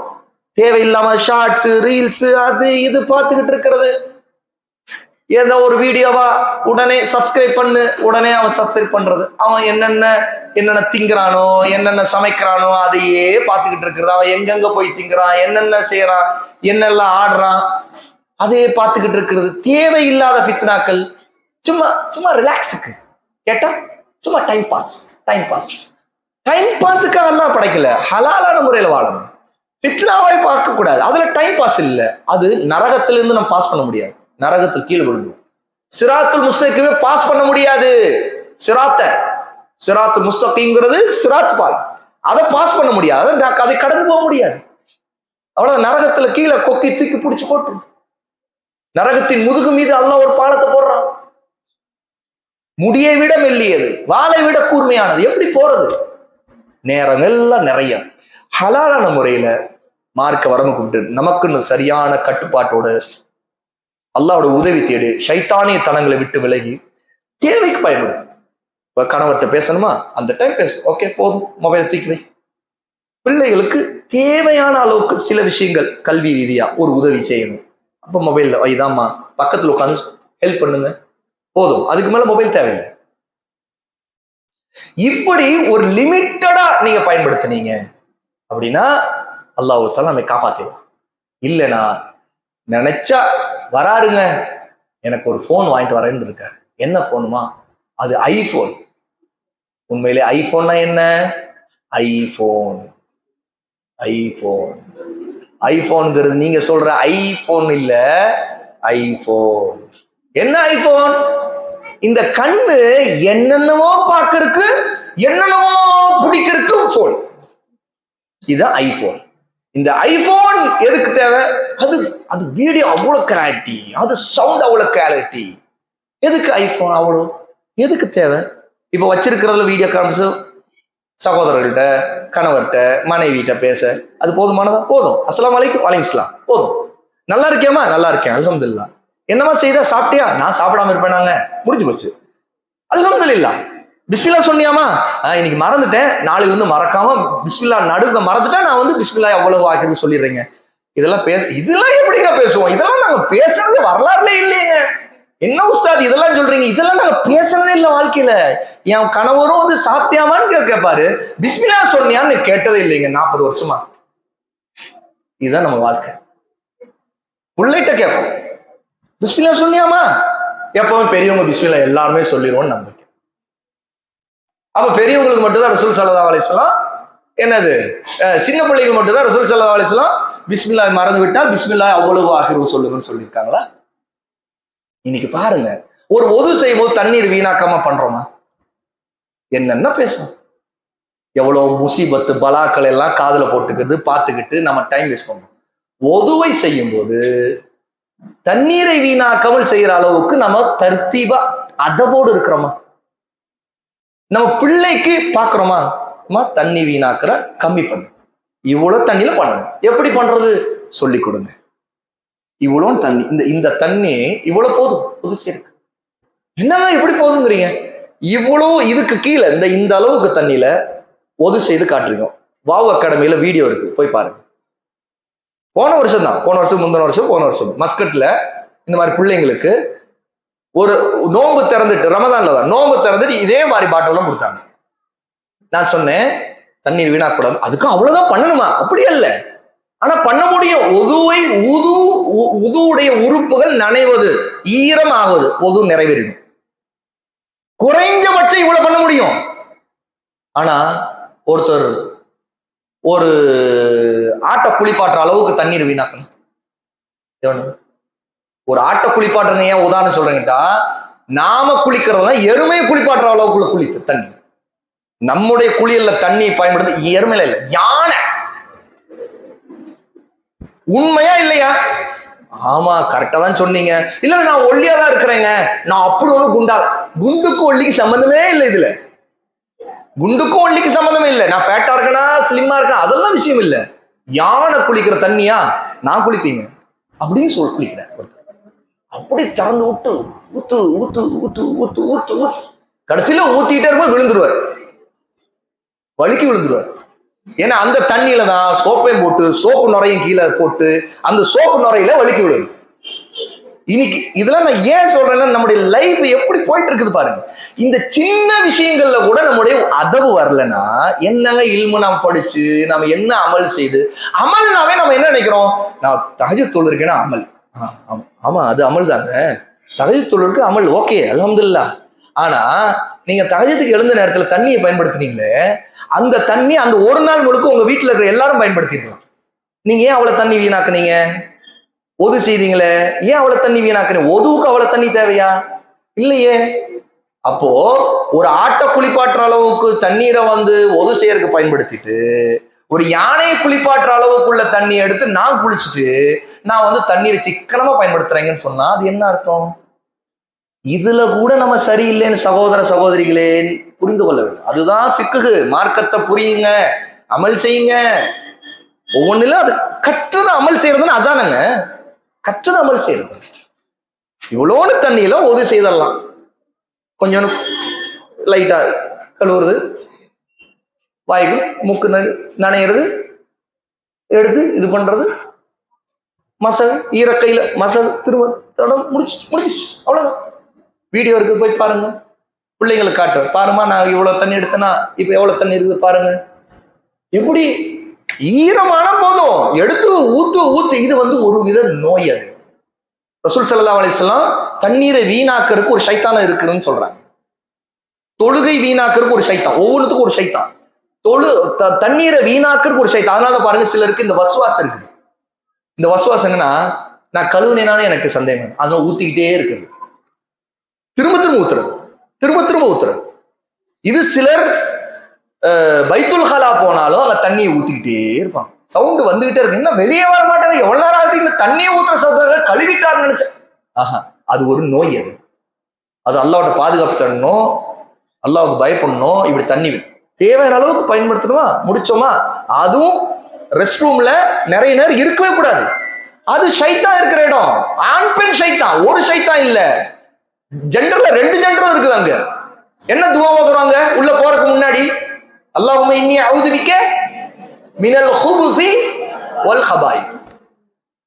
கெட்ட ஆண் பெண் ஷைத்தான்களை விட்டு அல்லாஹ்வை உன்னிடம் பாதுகாப்பு தேடுன்னு சொல்லிட்டு தான் உள்ள வரும். அப்ப அங்க யார் இருக்கா? உள்ள அங்க யார் இருக்கா?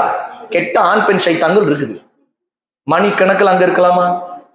அங்கேயே ஒரு ஒரு டெக்கரேஷன் செட்டு, அந்த மேக்கப் செட்டு எல்லாத்தையும் வச்சு எல்லாம் முடிச்சு எல்லாம் அப்பி எல்லாம் முடிஞ்சு 1 மணி நேரத்துக்கு பிறகுதான் வெளியே வர்றதா? அங்க இருக்கிற கழிவறையில உட்காந்துக்கிட்டு நின்றுக்கிட்டு? நோ, கழிவறைங்கிறது போனோமா சீக்கிரம் வந்தோம், முடிச்சவா வந்துடணும். தண்ணி வீணாக்குறது தேவையான அளவுக்கு பயன்படுத்தணும். தண்ணீர் வீணாக்கணும்னு சொன்னாங்க, பார்த்தா அங்க எல்லாம் வீணா போனது இருக்கு. அப்படி இல்லை, நஜீஸை விட்டுட்டு வர்றது இல்லை, நல்லா தண்ணி அடிக்கணும், ஆனா தண்ணி வீணாக்கிட்டு கூடாது. அப்போ எவ்வளவு விஷயங்கள்ல சகோதரிகளே, நாம இந்த சின்ன சின்ன விஷயங்களை கூட நான் ஏன் நினைவுட்டுறேன், இதுதான் நம்முடைய வாழ்க்கையில இருக்கிற அன்றாட விஷயங்கள். அன்றாட என்ன? காலையில் எழுந்தா முதல்ல நம்ம கை வைக்கிறது தண்ணியில தான் இருக்கும். வேற என்ன இருக்கும்? தண்ணீர் இல்லாம நம்ம பல்லு விளக்க முடியுமா? ஒது செய்ய முடியுமா? கழுவ முடியுமா? எதுவுமே செய்ய முடியாது. தண்ணீருடைய விஷயத்துல நம்ம சரியில்லை, அதுல ஒரு சைத்தான்ட்டா நம்ம சிக்கிக்கிட்டு இருக்கிறோம், வஸ்வாசோட இருந்துகிட்டு இருக்கிறோம். அல்லாஹ்வோட பாதுகாப்பு தேடணும். தொழுகை, நம்முடைய தொழுகைகள் சரி இருக்கிறது இல்ல, அதுல குஷு இருக்கிறது இல்ல, உள்ளச்சம் இல்லாம போகுது. ஏன் தெரியுமா? குஷு நாசமா இருக்கு. முக்கியமான காரணம் என்ன தெரியுமா? மொபைல். நிறைய நீங்க இந்த உலக விஷயங்கள் எல்லாம் உள்ள போட்டுக்கிட்டே இருந்தா தொழுகை என்னங்க ஞாபகம் வரும்? இதுதான் வரும். ஆகவேதான் நம்முடைய சலஃப்ல ஒரு பிரபலமான ஒரு கூற்று இருக்குது, ஒரு ஸ்டேட்மெண்ட். ஒருவர் தொழுகைக்கு வெளியே எப்படி இருக்கிறாரோ அப்படித்தான் தொழுகைக்கு உள்ளே இருப்பாங்க. தொழுகைக்கு வெளியே நீங்க நிறைய இந்த உலகத்தையே எடுத்துக்கிட்டு எல்லாம் உள்ள போடுறீங்கன்னு வைங்க, தொழுகைக்கு உள்ளே போனப்ப அல்லாஹ் அக்பர்னோடனே எதுல பழகி இருக்கும்? வெளியே யோசிச்சு பாருங்க. 24 hours 5 வேளை தொழுகைக்கு, ஒரு வக்து தொழுகைக்கு ஒரு 2 ரக்காயத்தோ 4 ரக்காயத்தோ, அதுக்கு 10 நிமிஷம் வைங்க, 10 நிமிஷமே வைங்க. அந்த 2 ரக்காயத் தொழுகை, 4 ரக்காயத் தொழுகை 10 நிமிஷம். 5 ஃபர்லு தொழுகைக்கு மட்டும் 50 நிமிஷம் கழிச்சிருங்க.